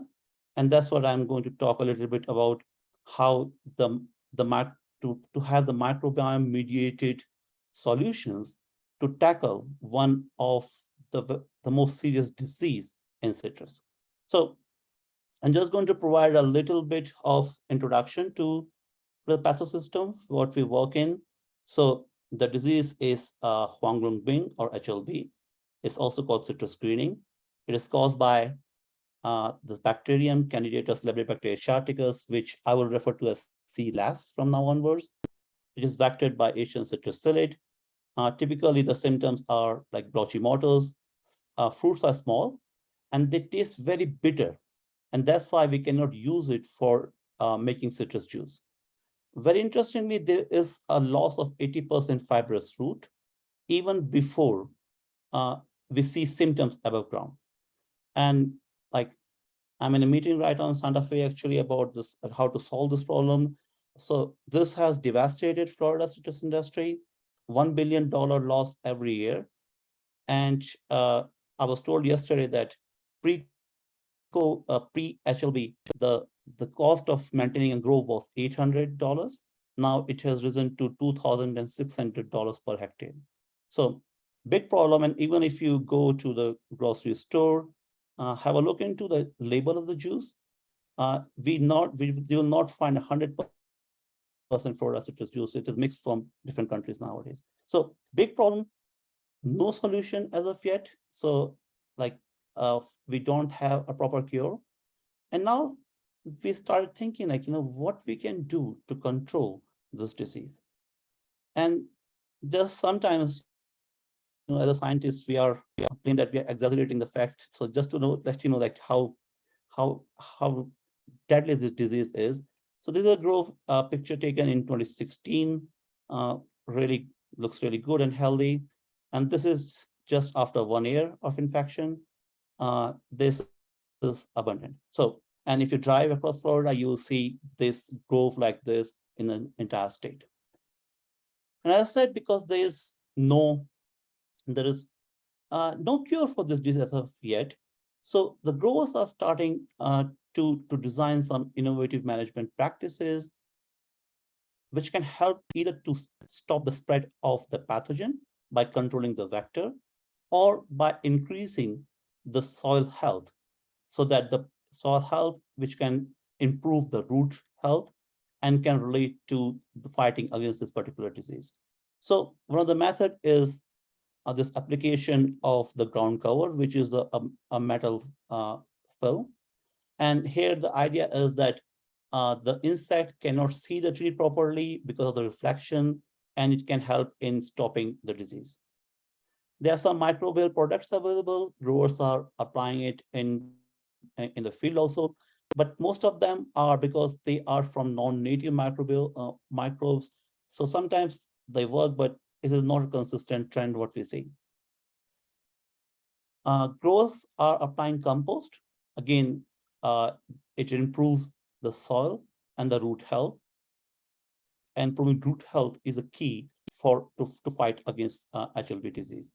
So although not directly intend to influence the microbial communities, but all of these practices can have an impact on the soil microbiome. For example, having the metallized mulch can store more water and can provide a little bit of more stable conditions in the soil. Compost, again, as Lisa, the compost can provide the carbon, which can increase the microbial activities. But so we're interested to look into like either any of those management practices first has an impact on the disease reduction.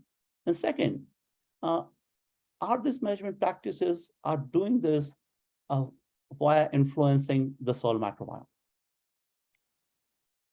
So this is our study site is like we have two study location, Venus and Vero Beach. Both of them have a reflective mulch treatment. Control is it's a bare ground without application of anything. Venus has a microbial application and Vero Beach has compost application. So first we looked into are those measurement practices have any impact on the pathogen labels? And here, like in this axis, CELAS titers are the genome equivalents or the number of bacteria per gram of root samples. And we can see that there is a significant decrease in the control versus the treatment. And actually, we find that there is about 1,000 times less of the pathogen in the treatment as compared to the control. And we see these benefits of managing soil to decrease this disease in both the site. That is good, but what we wanted to understand is any of this effect is microbially driven, okay? Or the soil microbiome is driving those differences. And so this is like, I'll just explain a little bit about what we are seeing here. So these are the ordination plots. Each symbol represent a sample, and one sample has at least 100,000 bacteria in this case. If they are separated, that means the microbial communities are different. If they are clustered together, that means the microbial communities are similar. So what we see here is a clear separation between control and the treatment. And this was consistent in both the sites, as control was different or separated from the other two treatment, which means that the management practices have impacted the soil microbiome, and that's why we are seeing those differences. Then we looked into is the change in the microbiome composition is actually contributing to the decrease in the pathogen. And so we did a simple correlation here. So what we see is the change in the microbial community is highly correlated with a decrease in the CELAS or the pathogen numbers. We also measured a number of microbial functions. We measured the activity of enzymes which are involved in the nutrient turnover. We also measured some of the processes which are vital for the plant growth. And again, we clubbed them together and say microbial functions. Here we also see that the increase in the microbial functions actually is highly correlated with the decrease in the pathogen numbers. Very interestingly, these measurement practices also improve the organic matter in the soils, and this also increase in organic matter is also correlated with the decrease in the pathogen numbers. This is complex, but it's like, it cannot be more simple in a way, because we have to show that the microbes are not just by together, they are interacting with each other. They form a network, and their behavior in the network is actually driving the processes what is related to soil or plant health. So over here, like every dot here is a microbe. If they are if the network is more dense, that means they are interacting with each other in a higher amount. And again, like these numbers can relate to microbial activities, which we see are beneficial for the soil and plant growth. So what we see is here in our control, the microbial communities are very less clubbed together. They are not forming this dense of a network. And this is consistent in both the cases. And so what we hypothesized was that these interactions in the robust interactions in our treatment are related to the decrease in the disease pressure. From this, we also looked into we try to find out what are the modulators of the disease resistance. So we find some of the groups of actinobacteria, which is a group which forms spores, and also produces a number of antibiotics are highly correlated with the decrease in the pathogen. Then we use this our network structure to also look into are there some of the groups within the networks which are related to the decrease in the pathogen pressure. And then we have some other analysis to find out what are the groups of microbes which decreases the amount of the pathogen. So what we know is till now is that there are some groups of microbes which are negatively associated with the pathogen. The infection actually decreases a number of beneficial functions which are required for soil and plant health. The disease impacts the immune response of the plant, and we have some indications of the microbes which are responsible for the decrease in disease pressure.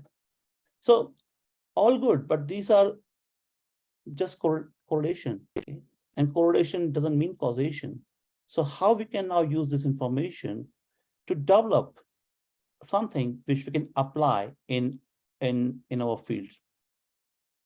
So this is our question, like how we can engineer a microbial communities, what we consider as synthetic microbial communities or SYNCOM, which can provide benefits by increasing the soil and plant health and antagonizing the pathogen. So how we do this is we create or we grow the microbes in a defined culture medium, and then screen those microbes for their beneficial activities. For example, here we screen them to antagonize the pathogen. Here you can see this clear hollow is that they have the antagonistic activity against the pathogen. We also profile a number of beneficial functions. For example, phosphorylation. Siderophore is an iron chelating compound. So if the macros can produce siderophore, that means they will make more or less available for the pathogen to grow. We also have screened them for different production of different enzymes, which are related to the stress relief or enzymes or hormones, which can improve the plant growth. And based on that information, we screened about 50 or 60 bacteria in this case, which have those properties. Based on a correlation analysis, we're higher in the management practices which were beneficial for them. Then this is where you say the rubber meets the road, that we wanted to develop them as a formulation which we can apply to reduce the disease. And we zoomed into 8 different microbes. So we make the consortium of these macros, which we call them as synthetic microbial community or SYNCOMs, and applied to the field as the foliar application and root drenching. Results, really good. So for 9 months, we see that in the leaves, this is the pathogen numbers, they didn't decreased, but the application of our inoculation treatment, the numbers decreased at least 1,000-fold in this case.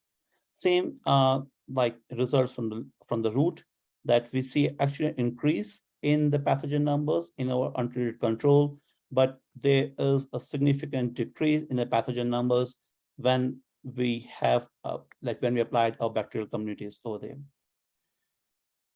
We also looked into the disease severity, which is very interesting because it takes a lot of time. So we just have like select 8 branches and look into the proportion of the infected versus the healthy leaves, and then calculate the disease severity. So what you see after 9 months, we start to see a clear difference between the control and the inoculated treatment. We also wanted to understand is those differences are just because our communities are surviving, or this application of the community actually is impacting the other component of the microbiome. So what we see here is that brown color are the number of other microbes, and the yellow color ones are our synthetic microbial community member. So we can see that over time, our synthetic community is increased, that means they are surviving and colonizing this environment. This is again what we want to say is how this how the the macros which we are applying, are they becoming a part of the network? Because that's why, that's why they can have more benefits to the plant. And we can see here the green color ones are our the bacteria what we applied. And we can see like, yes, they form a part of the microbial network and are the dominant are more dominant as compared to the other macros. Restoration of functions. So as I said, this particular disease causes a reduction in the number of functions which are related to plant and soil health. And so we wanted to know whether the application of our microbes have an impact on different functions. So over here in this heat map, if they are like shown in green and dark, that means their abundance is higher. Shown in red, the abundance is lower. So what we say is that, all the genes which are related to a number of functions which are involved in soil and plant health are increased when we apply our synthetic communities to the system. Looked into some of the other key parameters: fruit diameter, weight, Brix, which is the measurement of the juice quality. All of them increased in our synthetic communities as compared to control. And if like, so I want to summarize this by saying that, the management practices, that they change the microbiome, and those changes in the microbiome are related to the disease resistance in this case. From our work, we have developed the microbial toolbox, which takes into consideration the data what we generate for the microbiome studies, and then use those data to rational design of synthetic communities, which can have modular functions so here I'm talking about disease resistance, but then this toolkit can be used to increase the plant and soil health in any given environment. And we have to understand the interaction between the microbiome and the environment to actually design a more efficient strategy.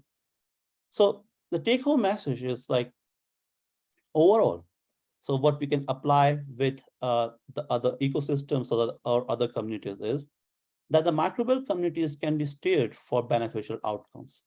As we see that, the change in the management practices resulted in the formation or changing the structure of the microbial communities, and these microbial communities actually provided the benefits to the plant. So we can steer the microbial communities by change in the management practices. Again, we have to feed our soils for the microbiome mediated benefits. For example, as Lisa said, with the cover crop, we are providing them with more carbon, we are providing them with more nutrient, and these changes boost up the microbial activities, which are related to soil and plant health. The new way of influencing the microbial communities is the microbial inoculation. There are this is a new and emerging technology, and there are a few very interesting products right now in the market, which can be used for increasing the soil and plant health.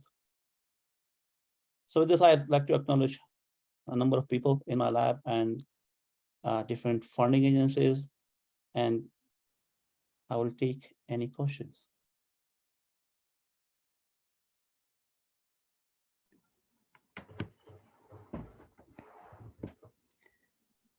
Do we have any questions? Well, this is fantastic research. As you can see, research is important in soil health as it is in medicine and other aspects. I think Judy has one, just a minute. Any similar studies for tomatoes and blight virus? Not yet. So there are some studies which have looked into how the microbial community change with the tomato and blight virus. But again, it is a stage where we need to gather information to go a step further and develop the product or develop the solutions what we want to have. So there are studies which which are there to understand are those viruses are impacting the plant microbiome. But then again, those studies are just document the impact on the microbiome, not have gone further to say, how we can harness the microbiome for controlling the tumor blight virus. Okay, any other questions? Well, thank you, Pankaj, for your very important research. Obviously, research is important in this area as well as many other areas of science. So we're glad that you're doing this sort of thing to help us deal with plant diseases and all the other things that go along with that. So Jim, I guess you're going to introduce our panel. I will. Yeah, first I want to thank Pankaj. I think about, your talk, and you're talking about citrus, which is a highly important crop globally, and the work that you're doing that could actually, hopefully in the future, be used to maybe offset or completely remove herbicides, pesticides, et cetera, from use, and use microbiomes beneficially instead. Really, really cool work. And Jim, I would like to add this one also. So we are, so I didn't want to say a whole lot of things what we do, because this is the only study in which we have a solution. But then we are doing a number of other studies in which we are looking into how the microbiome is impacted by, say, drought. And can we provide drought quenching probiotics to increase the tolerance for that one. Similar with a number of other studies in which we are looking into how we can manipulate the microbiome to store more carbon into the systems. But at this point of time, again, as I said, that this is a new area of science. So we know the mechanism. Now, how we can use the mechanism to make it a real world solution. That's the next step of the microbiome science. Very cool. Thank you. All right, we're going to move on. We have 45 minutes for panel discussion, really open panel discussion. And so we have 3 individuals who are going to be serving on our panel to hopefully answer any and all questions you can throw their way. And I'll throw out this caveat that if we have previous presenters still online and you stump our panelists, that maybe the previous presenters can jump in and answer those questions that stump our panelist members. So with that, what I'd like to do is talk briefly about the 3 panelist members that we have for you this afternoon, or this morning, or this afternoon, wherever you're located. And we range from young scientists to seasoned veterans, so I'll say. And our first panelist is Mr. Oliver Hoffman. Oliver's a senior. He's majoring in soil and crop sciences with a minor in GIS, or Geographic Information Systems, at Colorado State University. And Oliver's originally from Minnesota. He works with agronomic producers actually in southern Minnesota. And this past summer, he worked with the University of Minnesota to investigate effects of warm season cover crop decomposition on soil enzymes in organic vegetable production systems. In Fort Collins in Colorado, he volunteers his time at a small scale urban farm that uses regenerative ag practices and has done so for 14 years. And his aspirations are to work on large scale farms and with farmers, implementing and integrating soil health practices and geospatial data. And he has a really strong background in soil health, to be honest with you, for such a young individual. Our next panelist member is Mr. Tad Tremarco. Tad's a PhD student in the Department of Soil and Crop Sciences. He's actually my student, so I roped him into coming here today. And Tad's studying how producer management choices impact the connection between soil health and water quality in the environment. His research highlights best management practices across northern Colorado, and he focuses on management practices such as conservation tillage and vegetative buffer strips in edges of fields to essentially reduce soil erosion losses and improve runoff water quality. And he aspires to, when he finally graduates, is to continue this sort of work focused on soil health and water quality in agroecosystems at a global scale, much like what Dr. Fonte works on. And our last panelist, the seasoned veteran, Dr. Megan Mockmuller. And Megan is a research scientist actually in the Department of Soil and Crop Sciences at Colorado State University. And maybe you're getting the theme that our department is heavily focused on soil health, and we are. Regardless, Megan has a passion for understanding the fascinating complexity of our natural world and identifying the fundamental ecological and biogeochemical processes that underpin resiliency and sustainability in ecosystems that all of us live and work in. Her research, which is impressive, extends from the Arctic tundra to subtropical grasslands, and it aims to address how climate change and management practices influence plant microbial interactions, carbon sequestration in soils, and of course, soil health, which is why we're here today. And over the last few years, I've worked with Megan for several years now, and over the last few years, she's been involved with something called the Colorado Collaborative for Healthy Soils, which was a relatively large group that focused on a number of soil health initiatives, if you will, including something called the STAR program, which I believe I mentioned earlier with Lisa Aish, and that stands for Saving Tomorrow's Agricultural Resources. And the ultimate goal of, I would say, Megan's work is to advance holistic and sustainable agricultural policies and programs and practices, not only in Colorado, but beyond.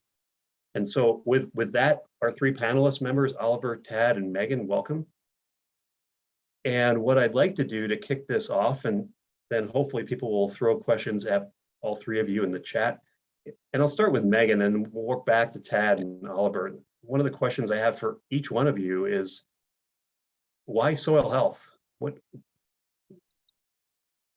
Yeah, it's a good question. Thanks for that introduction. I guess I'll take it that I'm the seasoned veteran of this group, but surely you can't tell, right? Because my camera is is hiding all the gray and all the wrinkles.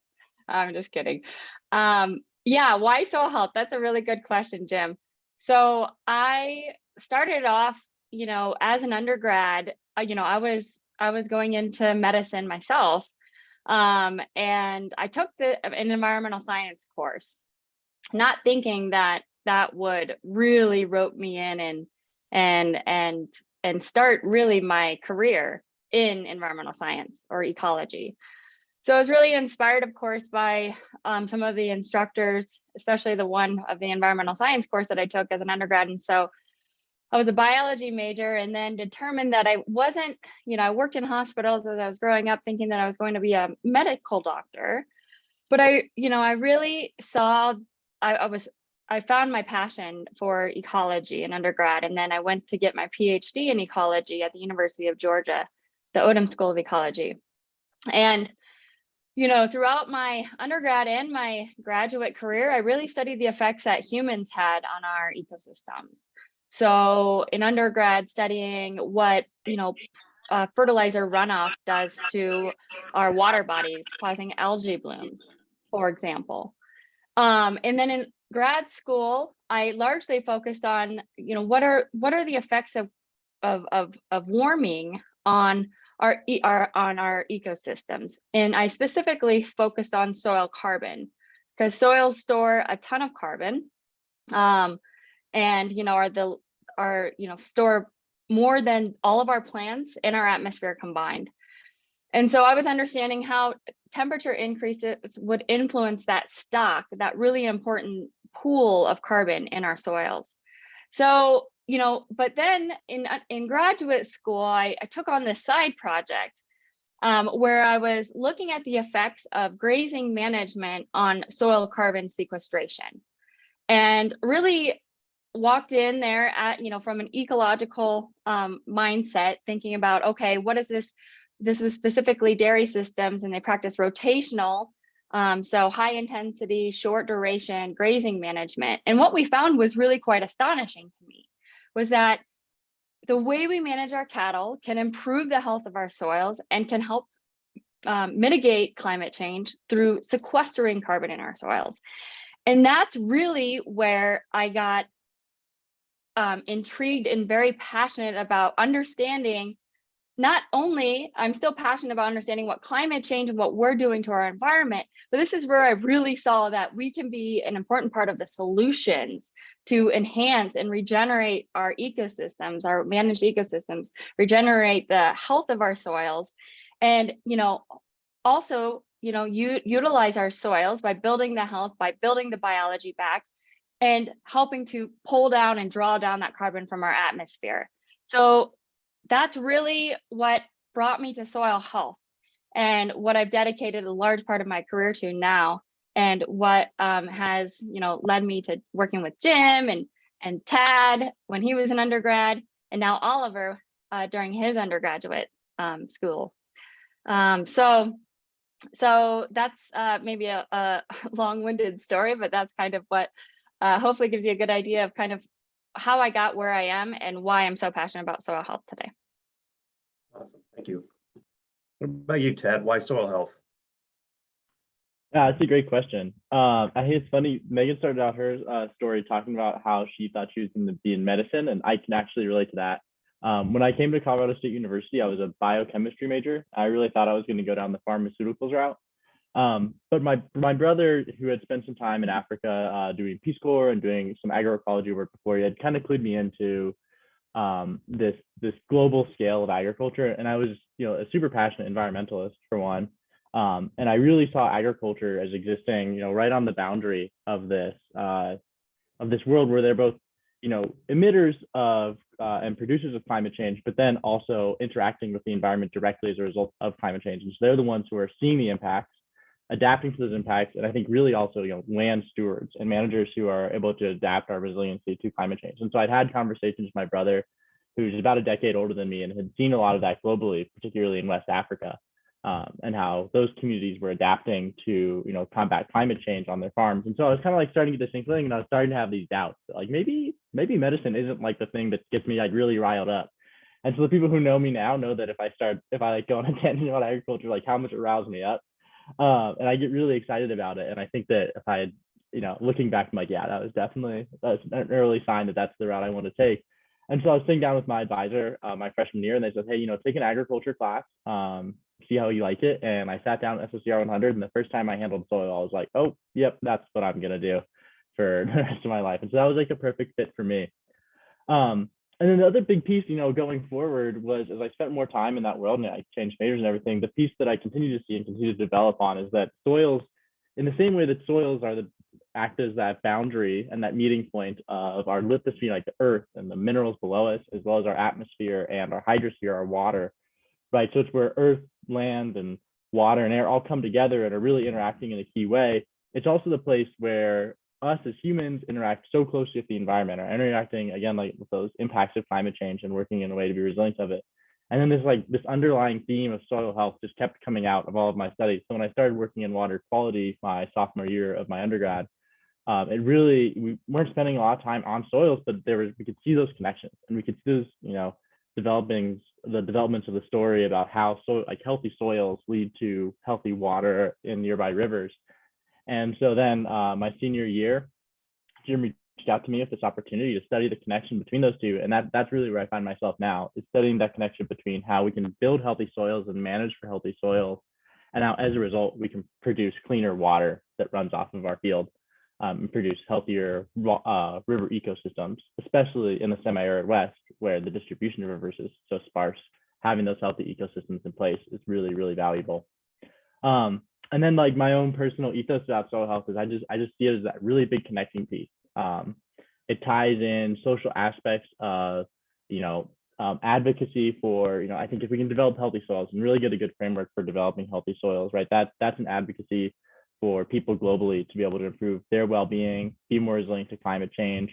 And I think it's just a really excellent avenue and a really amazing tool for long-term climate sustainability, long-term agricultural sustainability. Great answer and insight. Thank you. Oliver, what about you? Why soil health? Why soil health? That's a great question. So being the youngest here and also kind of the newest to soil health, I'll kind of start with like kind of how I got into agriculture in the first place. So I'm actually originally from Portland, Oregon, but I have a lot of family who are from Minnesota, so I work with producers out there. But when I was a senior in high school, kind of like Megan said, and starting an environmental science class, I found a real interest in climate change and how that was kind of going to affect, just the earth and us as humans. So I kind of wanted to do something with that in college. Didn't know exactly which kind of route I was going to go down with that. So I originally started with ecosystem science and sustainability. So kind of trying to look at more complex, larger ecosystems and seeing kind of how that fits. And that pretty quickly morphed into agriculture because I had a friend who was in soil and crop science. And she was telling me about how cool the advisor was. And so I figured I'd, just start chatting with him, see what he had to say. And that day that I went in there, I signed the papers and transferred over to soil and crop. And I've been loving it ever since. And like everyone in the department is so passionate about what they do and interested in it. And the biggest thing that I saw in terms of like climate change and agriculture is you can have one foot in climate change and another foot in like increasing food stability for people. So like the two of those together and being able to work on both at the same time was something that was really appealing to me. And then at the same time, kind of realizing how like I have family ties that have, farming history in southern Minnesota. So kind of trying to connect the two of those was something that was just really interesting to me.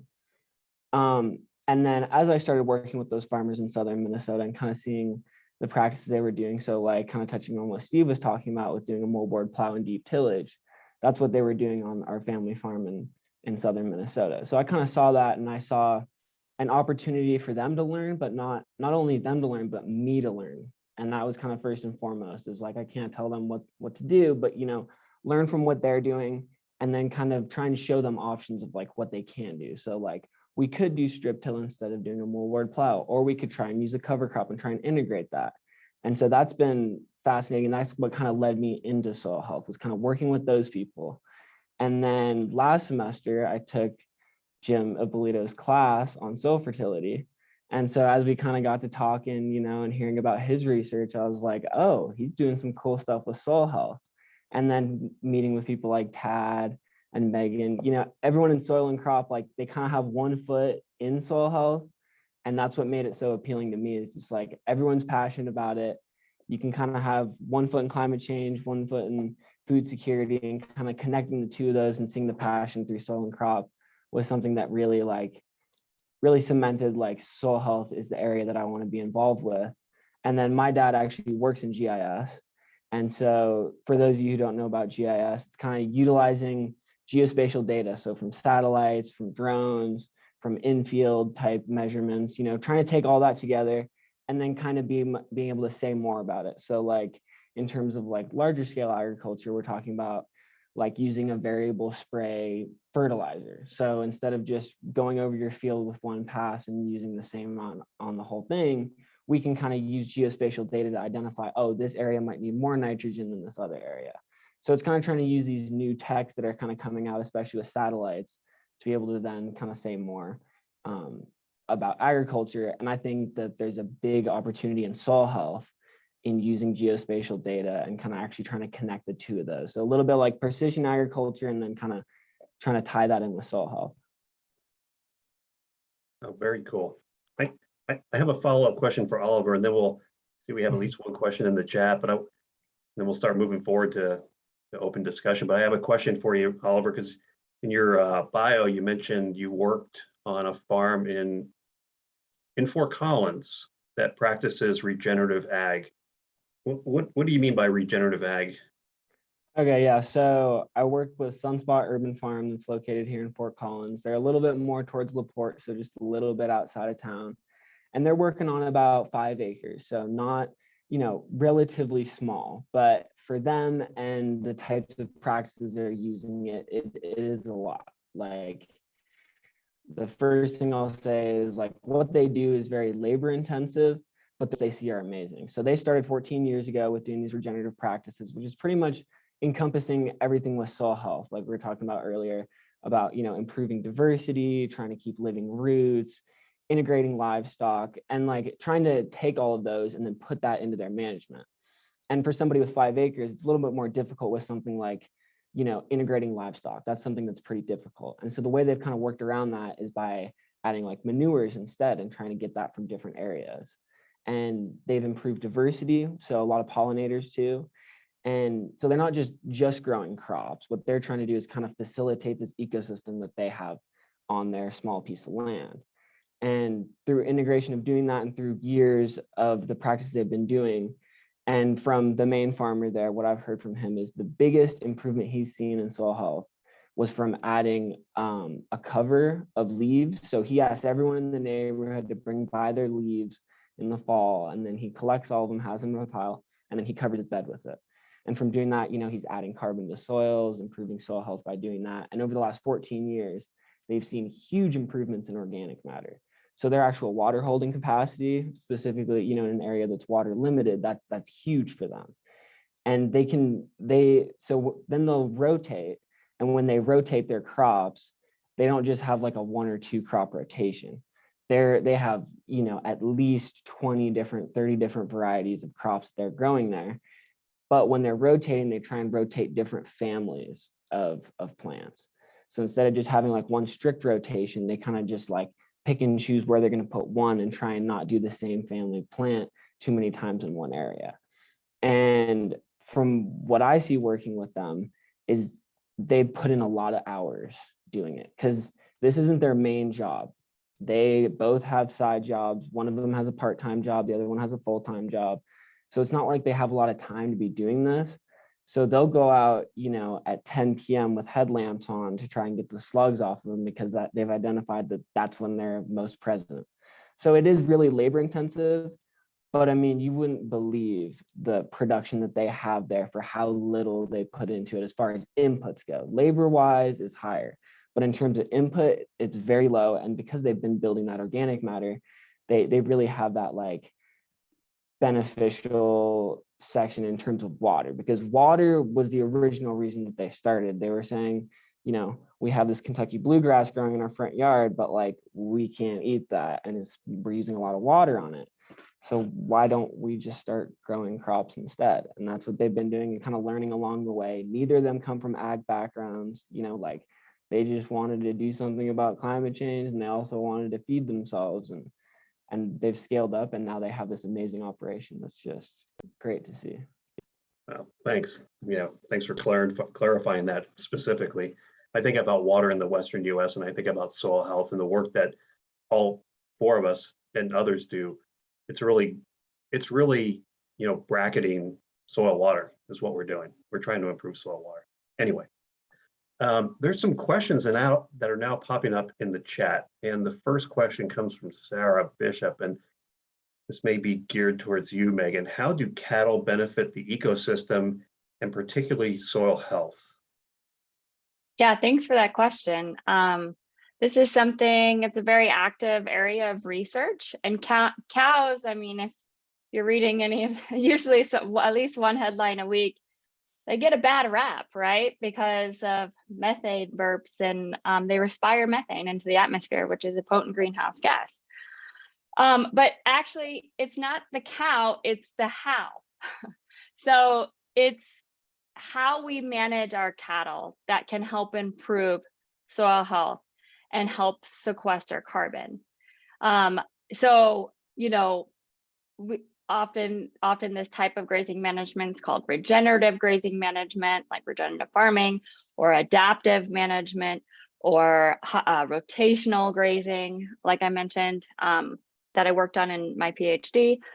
So the trick is in the how, the management, and how we manage our cattle.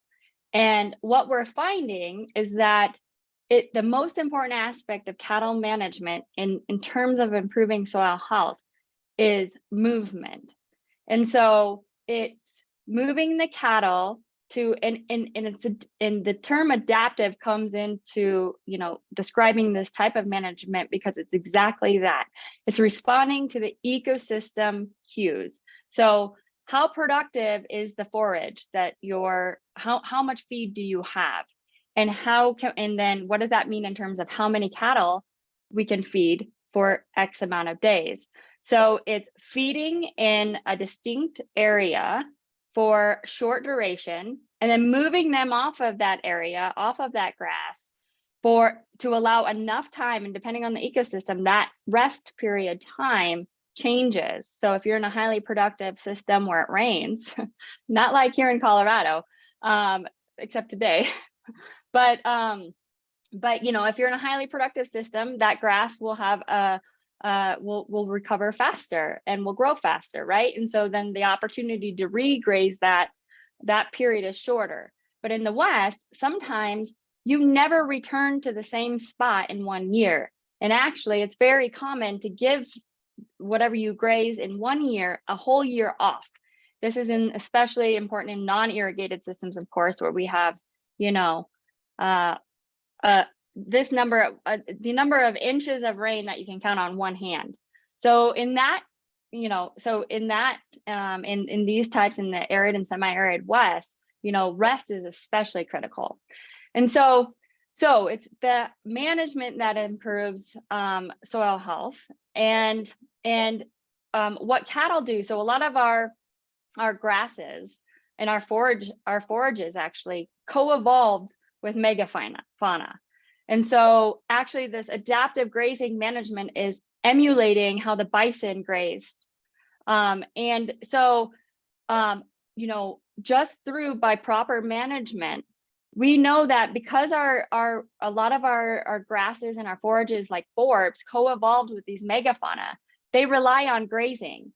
So by grazing and allowing enough rest, that opens up many different niches that different types of plants can grow. So think of forbs, grasses, sedges. And so we call this like the cattle then themselves, the grazer creates these niches for biodiversity, plant biodiversity to increase. And so it's like niche construction by just the movement of cattle and the grazing, the removal of the forage and allowing, for example, limiting nutrients or limiting, what's limiting forbs, for example, or opening up sunlight so that, so that you can actually enhance the diversity of the forages and the grasses and the sedges and the plants that the cattle or the grazers are grazing on. So, yeah, and again, you think about the grazing cattle and keeping them on land. Is returning, as the time that they spend on land eating that grass, they're going to poop it out, and then the microbes in the soil will take that, now fresh organic sources, break it down and turn that into soil organic matter. So really, it's recycling, helping recycle the nutrients too that are in the plants, and rebuilding the soil health. So a lot of studies have found with proper management that you can improve the cation exchange capacity. So the ability of plants to obtain nutrients that are essential for growth. It improves the aeration of the soil and water holding capacity, because ultimately, if you're building organic matter and you're managing with cattle or without, you're building organic matter. Organic matter is like central to sustaining the biology, the beneficial microbes below ground, and to retain water and help store water in the meantime. So that's just a little bit about how grazing management can help impact or influence soil health. Thank you. Is that okay? Yeah. No, that's perfect. The next question comes from Ellen Brinks, and I don't know if this is geared more towards Oliver or all three of you, but she asks, are there some kinds of leaf mulch you would want to avoid using in a home vegetable garden? Well, I'd say one of those for sure that I know, and I don't know a whole lot on this subject, but what I do know in terms of leaf mulches is something you'd want to avoid for sure is like pine needles. Anything that kind of comes from like coniferous trees, those just don't break down as quick. Those were kind of more evolved for like fire to come through and actually burn those for them to break down quicker. But they don't actually decompose very quickly. And then I know Roy earlier mentioned about how black walnuts actually release a toxin that can try and ward off other plants. So that's something I would look into a little bit more, but I know for sure that like pine needles tend not to be the best ones to use, and it'll lower the pH as well. And Megan? Yeah, I'll add here as well. If you're thinking about using like a leaf mulch system for your vegetable garden, one big key piece, it's kind of been said before, is that these operations typically work best if it's part of like another composting operation where you're adding things to that leaf mulch, like vegetable scraps or food scraps, you know, from your kitchen that you can put in your backyard. One big challenge with just using leaf mulching is like actually be this effect where there's so much carbon in the leaves and so little nitrogen that microbes will rip apart all those leaves trying to get the carbon, and then they're like, oh, I need nitrogen to fuel this process, and so they go grab nitrogen from the soil. And so long term, adding just dry leaves to your soil without any amount of, you know, vegetable scraps or something that has a little bit more of that, you know, nitrogen, that protein that microbes really need, can actually rip nitrogen out of your soil and then put it into microbes, and now it's not available to your plants. So you can actually cause nitrogen deficiencies long term, but that's pretty easily amenable with putting in some vegetable scraps and balancing and kind of using a compost system that helps balance that out. Yeah, good point. Let's move to the next question. This is from Judy. And she asks, when rotating garden plants, what do you find works best to rotate tomatoes and peppers with?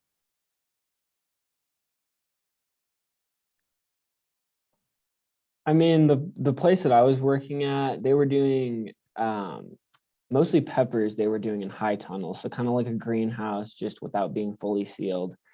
And I know over winter they tend to grow spinach, and they use that like kind of as a cover crop. They do harvest some from it, but a lot of it just kind of gets returned back to their soils. I've seen them do arugula some years. Just something that's, you know, a little bit different. So like instead of using like a pepper and then a tomato, using something like a pepper and then going to like a spinach or an arugula or a lettuce or something that's going to kind of change up what the root exudates are going to be and actually kind of change what you're putting back into the soil there. Megan, I see you nodding your head. I think that's lovely, Oliver. I don't have anything to add. I was just gonna say Roy probably knows. Yeah, Roy, do you want to chime in?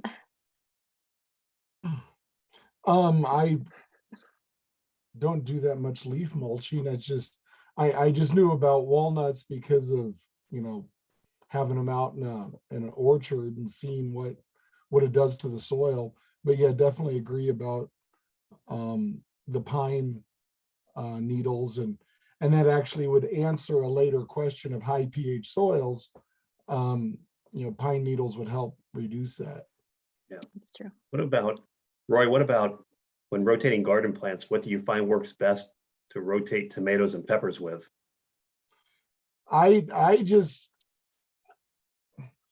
My garden rotation is not as complex as my farm's rotation. But the big thing is you just want things of a different family there for at least a couple years. So you could go to, like he was talking about, lettuces or leafy greens, and then maybe go to a legume.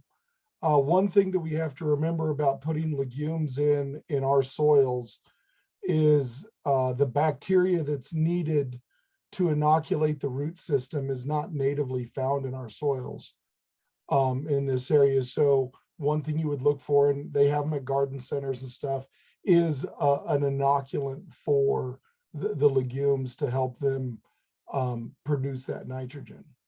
But definitely, you know, at least have 2 years of a different family of plants before going back to the nightshade family, which you also have to remember eggplants are nightshades as well. Perfect, thank you. And Judy has a follow-up question. Has anyone done research on feeding biochar to cattle and decreasing CO2 in the atmosphere they are blamed for, and whether this helps getting biochar into the soil? Yeah, this is a very active area of research. And so the idea of these supplements to feed to cattle would be, I think what you're getting at here is we're concerned about the methane mostly that is emitted or, you know, respired by the cattle. and methane is more potent than CO2 as a greenhouse gas. And so, yes, people have their studies on biochar. Another probably more hot, I guess, maybe supplement these days is utilizing seaweed or kelp, which, so I would say, yes, people have seen reductions with these supplements, but not always.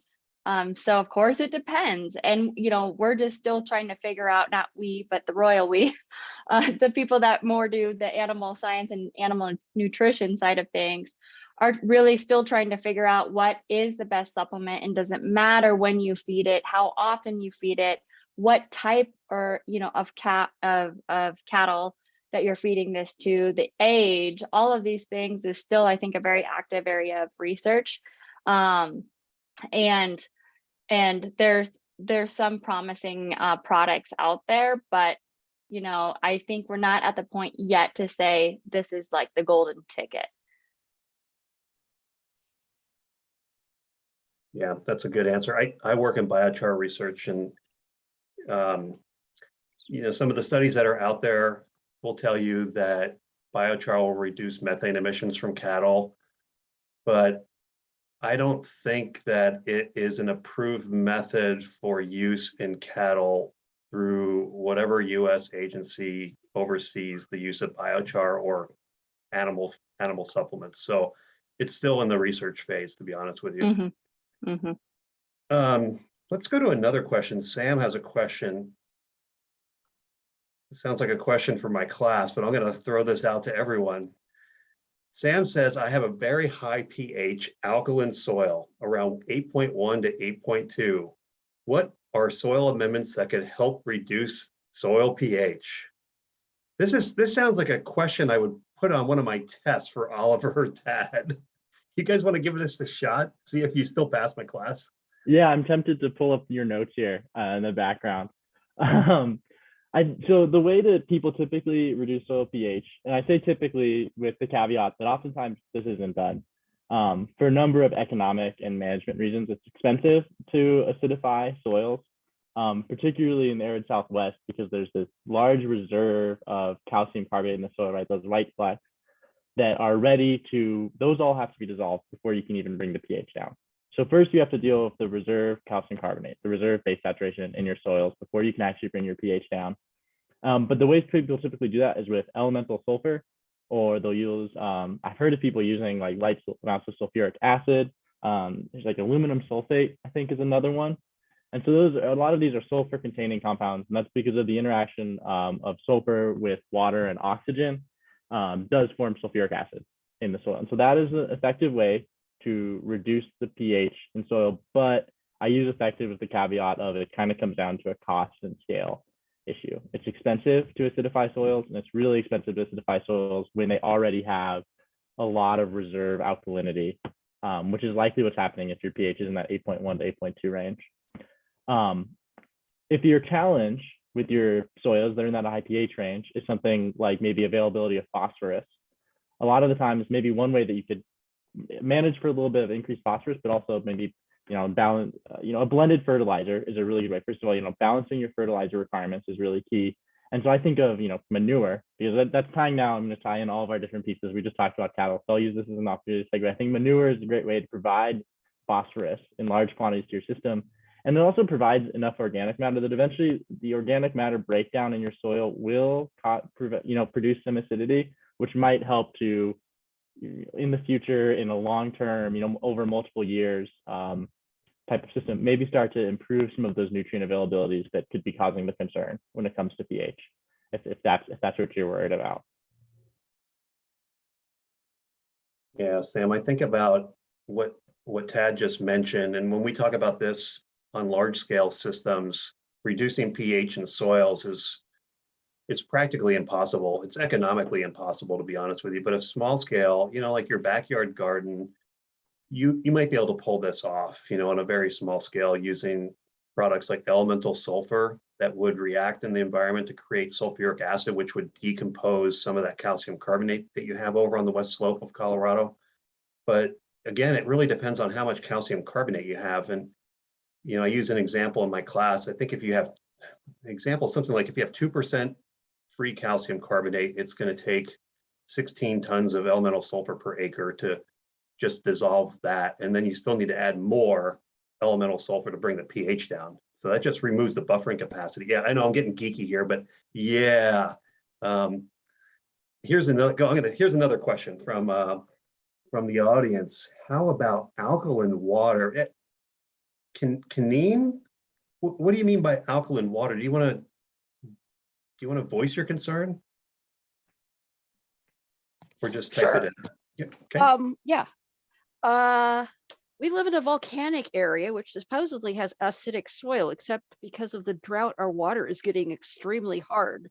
Like it takes straight vinegar to get it out of pots and pans when they boil dry.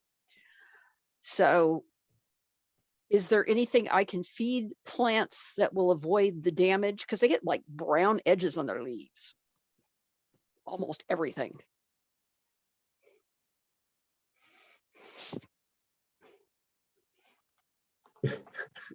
Are you laughing, Tad, because this is a question for you? The next class. Yeah. This That's is our like next this slide. nutrient toxicity thing. Right. So the challenge with getting clean with irrigating is to solve this alkalinity problem, or to solve this high salinity and acidity issues that show up in soils. Unfortunately, like kind of the best recommendations is to treat with clean water. So I'm trying to think about a good way. I mean, you can use a little bit of gypsum, but if all your water sources are also alkaline, it's going to be Yeah. really tough. I mean, we have a volcano on the other side of the lake. Right. So Have Yeah. you been able to get access to tests with the water that comes out of your tap and be able to see what those numbers come back as? Because, determining exactly what's causing the alkalinity and what specific elements and minerals are dissolved is really key. okay. Yeah, because I'm actually using tap water, so it's the same thing I'm drinking. Right. So are you seeing these brown edges on the leaves from irrigation? Like the water is actually sitting on the leaf itself, or is it just a function of what water you're putting into the soil and the observation afterwards? The water in the soil, because Okay. it hasn't rained in ages. And I do actually spray my trees down because they've actually been crisping because of the heat. Yeah, I've actually, like a day or two ago on LinkedIn, I saw some pictures of leaves crisping like this in Southern California because of the heat. And there's just no way that the plants can keep up with evapotranspiration. So they just turn crispy, they die. It's a function of, you just can't put enough water on. But with alkaline water, what will happen is eventually the alkaline water, or the alkalinity in the water, is going to manifest itself and show itself in the soil. So your soil is going to eventually end up looking like your water, for lack of a better term. And so if you have alkalinity in your water that you're irrigating with, your soil is eventually going to become alkaline, or it's going to be sodic or saline or something like that. And the only way to really remedy that is, among other things, adding clean water, and you don't have access to it. So another I mean, remedy is to change the type of plant you're growing that is more tolerant. That may not be possible. Yeah. Sorry. One of the things I was reading in one of the organic things was saying, instead of using sulfur to grind up the nemesis pine leaves, because we got tons. Yeah, you could do that because, sorry, I'm not on panel. Does somebody else want to answer that? No, please, Jim.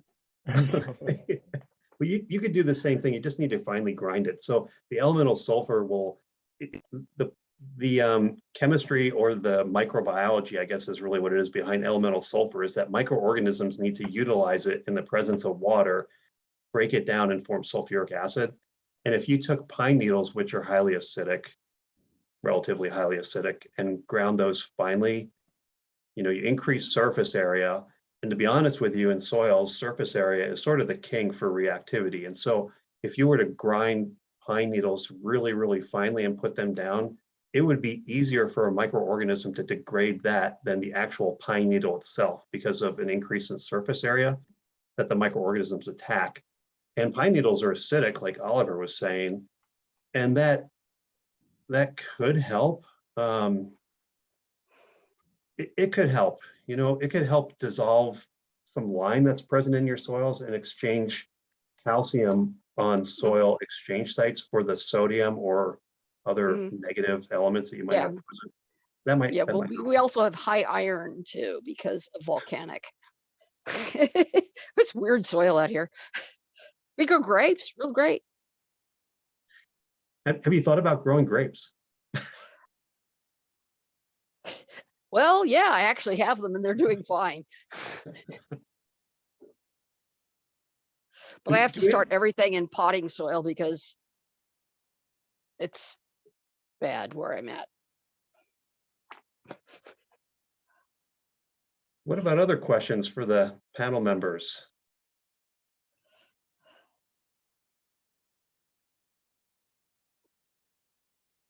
None? Why don't I want to add something to what Megan was talking about rotational grazing, because I play in that realm a little bit too, and I might throw a question to Tad. So one of the things that we've done in rotational grazing experiments is we keep, just like Megan mentioned, we keep a close eye on what the cattle are consuming in a particular paddock or portion of the field. And I've learned this from Joe Brummer, who's a professor in my department or our department, that try to let the cattle graze and remove roughly 50% of above ground biomass. And what that does is it leaves enough carbohydrates in the roots for those carbohydrates to be used as an energy source to regrow above ground plant tissue. So what you want to do is try to avoid stressing the plants too much when you graze. And so a rough rule of thumb is remove 50% of the above ground plant biomass and then move the cattle somewhere else if you can. And I want to throw this out to Tad because, and I don't know if you can answer this, Tad, or not, but in this particular field, which is at our university's research farm, Tad, you may have looked at some of the data from soil moisture and those soil moisture sensors that are out in this particular field. And I don't know, can you glean any information from what you've seen, or is it too early? Yeah, so I think I still want to take a look at some of the soil health numbers and connect those to soil moisture. But I can say that there is a noticeable difference, and you can track. So we have these really awesome, and this I'm gonna have to not launch into a side tangent about something unrelated. So I'll give that 10 seconds at the end. But one of the key projects we've really done out there is we've developed a network of soil moisture sensors placed throughout that field at varying depths. And so we have 8 stations of soil moisture sensors. And this is actually, and I saw we just got a question from Judy, and so I'll clarify this here. This rotational grazing is all happening on a pivot, right? And so these are paddocks within a pivot. And so this is an irrigated system, and we have 3 depths of soil moisture sensors. And you can observe both, obviously, when irrigation turns on, you can watch the water track. And then it's actually interesting, there are moments too where when cattle walk across the field, like cattle are grazing in an area, you can see the water uptake kind of pop back up again as they burn through all those carbohydrate stores, trying to quickly build biomass. And so occasionally, if you follow it pretty precisely, you can see a bit of additional moisture uptake right after grazing. But to be honest with you, I think the noise on those sensors is a little bit too much for me to be able to like quantify that right now. The piece that I'll add is a little aside is actually just, I think last week, CSU's Colorado Water Center and CU's Geological Center, or the Hydrological Geological Center, put together a really awesome report on needs across the state right now for water monitoring. And they connected water monitoring to soil health. And one of the really big key takeaways was, and this is kind of tying into the STAR program, so Megan and Jim are gonna start to smirk in their brains as I say this, is that one of the really key things is we need good soil moisture networks across the state to understand and track where our water is, both on the surface and in the ground. And so, that's a side that doesn't exactly talk about this grazing system, but we kind of implemented that a few years ago on this grazing system. That these networks that monitor these fields and monitor soil moisture, the state is paying attention to that type of work too, and they want that. And that's something that a lot of farmers and a lot of conservancy districts and government and non-government institutions are asking for, is broader monitoring of water, specifically because of the role that it has both in agriculture and also in our soil health. Yeah, good answer. And I'll just chime in. I know we have a few minutes. Well, we probably went over with the panel, but that's probably okay. I'll just chime in that between myself and Megan, Oliver, and a number of other entities, we actually have a soil health program that's starting, actually just, it was supposed to start in April. I guess we're just starting now, but monitoring infield soil moisture across the state with like 100 producers through a grant we received from the federal government called the Conservation Innovation Grant. And Oliver, myself, and Megan and others are starting to work on this we'll do it next year, where we're going to deploy soil moisture sensors basically across the state, and working with 100 producers. We have another proposal in the works that we should hear, I think, before the end of September, that would increase that number to 500 producers in the state, looking at soil health, soil moisture, and the relationship between two of them. So it's really, really fun. Yeah, it's exciting. Any other I gave questions? Oh, go Tad an ahead. A+, by the way, for your answer. Thanks, Megan. I appreciate it. That has to go down in Jim's grade book for the class I take with him next time. Yeah, now I'll have to change your grade from an A- to an A+. That's okay though. There you go. As a professor, I have that power. Yeah, that was a good answer. Any other questions for our panelist members? Okay, Judy asked, I'm with the Mesa Conservation District and would like to know more about the grant to implement soil moisture sensors in Mesa County. Mesa County, yes. Is Mesa County part of the STAR Plus program? Megan, I can't remember. I believe so. I'm just gonna go back to my reference. I always have to reference these things. Let's see. I'm wondering if Mesa County is part of the, yeah, it's over in Delta. So I Yeah. wonder if it's part of the federal CIG grant that we landed. Yeah, I think it is. Yeah, because the adjoining county is in the grant, so I think Yeah. Mesa has been included. Yeah, Yeah, Judy, if you want to reach out to Megan or myself, yes. just look us up, and yeah, we would like to have you as a partner as well, definitely, and a producer.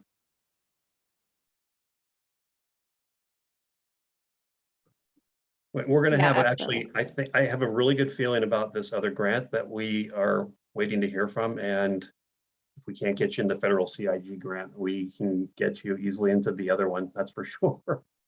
Yeah. Absolutely. All right, well, we have about 10 minutes left to close this out. So I'd like to thank Megan and Tad and Oliver for your time and your insight. Thank you.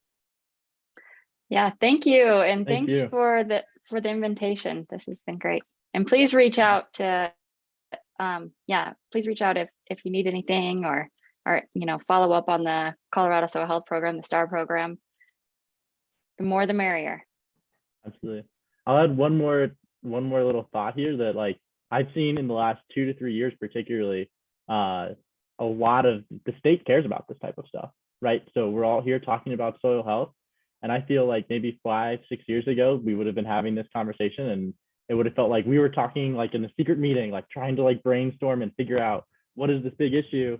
But I think in the last couple of years, I've seen the state really put a lot of money towards this type of stuff. We've talked about the STAR program and 5 different grants all today that are focusing on soil health. So the state's tuning in and paying attention to this type of stuff, and they're paying attention to what this looks like broadly. So I'm excited. I think that's really cool. I'm optimistic. Yeah, thanks for having me here, and thanks to everyone for coming out and listening to us talk about soil health. Yep, thank you. Lee, Sam? Well, we want to thank you all, particularly you, Jim, for organizing these great presentations and getting everyone together. I know you donated your time with this, and so we really appreciate the opportunity to hear you all. I know for me, it's kind of interesting, Megan. I had a whole career in medicine, and now my retirement interest is turning into soil health, and actually it really comes right down to preventive medicine. Absolutely. I think of what I grow in my garden and how much more nutritious it is than probably what I buy off of the grocery store shelves or produce shelves there. So That's uh, great. Sam, it's never too late, right? right. It's never too late. The Can I add medical to something? agriculture pipeline, apparently. But I don't think I'll go to medical school, that's for sure. It's too late for that. Well, you're doing great work with soil health and helping soil stay healthier that way. So Yeah. the prevention is I think the key to good health for a lifetime. Yeah. I want to I'd add like something to- just, can I add something real quickly? Because I Oh, I don't know why absolutely, this- Jim. Thanks. This just sticks with me. So I've got to tell you a story, and Roy, you've seen this story multiple times when I talk about soil health. But when I give presentations on soil health, I actually lead in with human health and how we quantify human health. And we never quantify human health directly, right? I mean, we quantify physical, chemical, and biological attributes of humans and what that may, quote, mean in terms of human health. And we do the same thing with soil health, to be honest with you. So there's a direct connection between Megan and Sam and Tad and yeah, Oliver. I mean, you didn't want to go into medicine, but that's okay. Yeah. Yeah. Well, I'd like to thank the attendees for joining us today. And I hope this summit provided you with ideas for improving soil health. You asked a lot of great questions. I also want to thank Jim, excuse me, and the CSU Agriculture Department for sharing the knowledge that you've gained from all the projects and the research that you've done. You know, one of Rotary's core areas of focus is environmental health and sustainability. And I really hope that this summit enhances the relationship between Rotary, the agriculture community. Roy, thank you for being here, and Colorado State University, because I think this could make a really great partnership.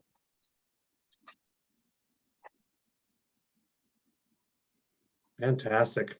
Well, thanks, Lee, and thanks, Sam, and everyone for being here and inviting us and allowing us to share some of our soil health journeys with all of you. And I hope you learned a lot and walk away from this maybe with something in terms of maybe more tools in your toolbox to use to improve soil health in your yards, gardens, farms, etc.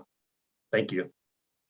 Oh, and we did record, I think, most of this session. I think we got in. I know there was a couple of registrants who had a last minute conflict, and I promised them if they could have access to that recording as well.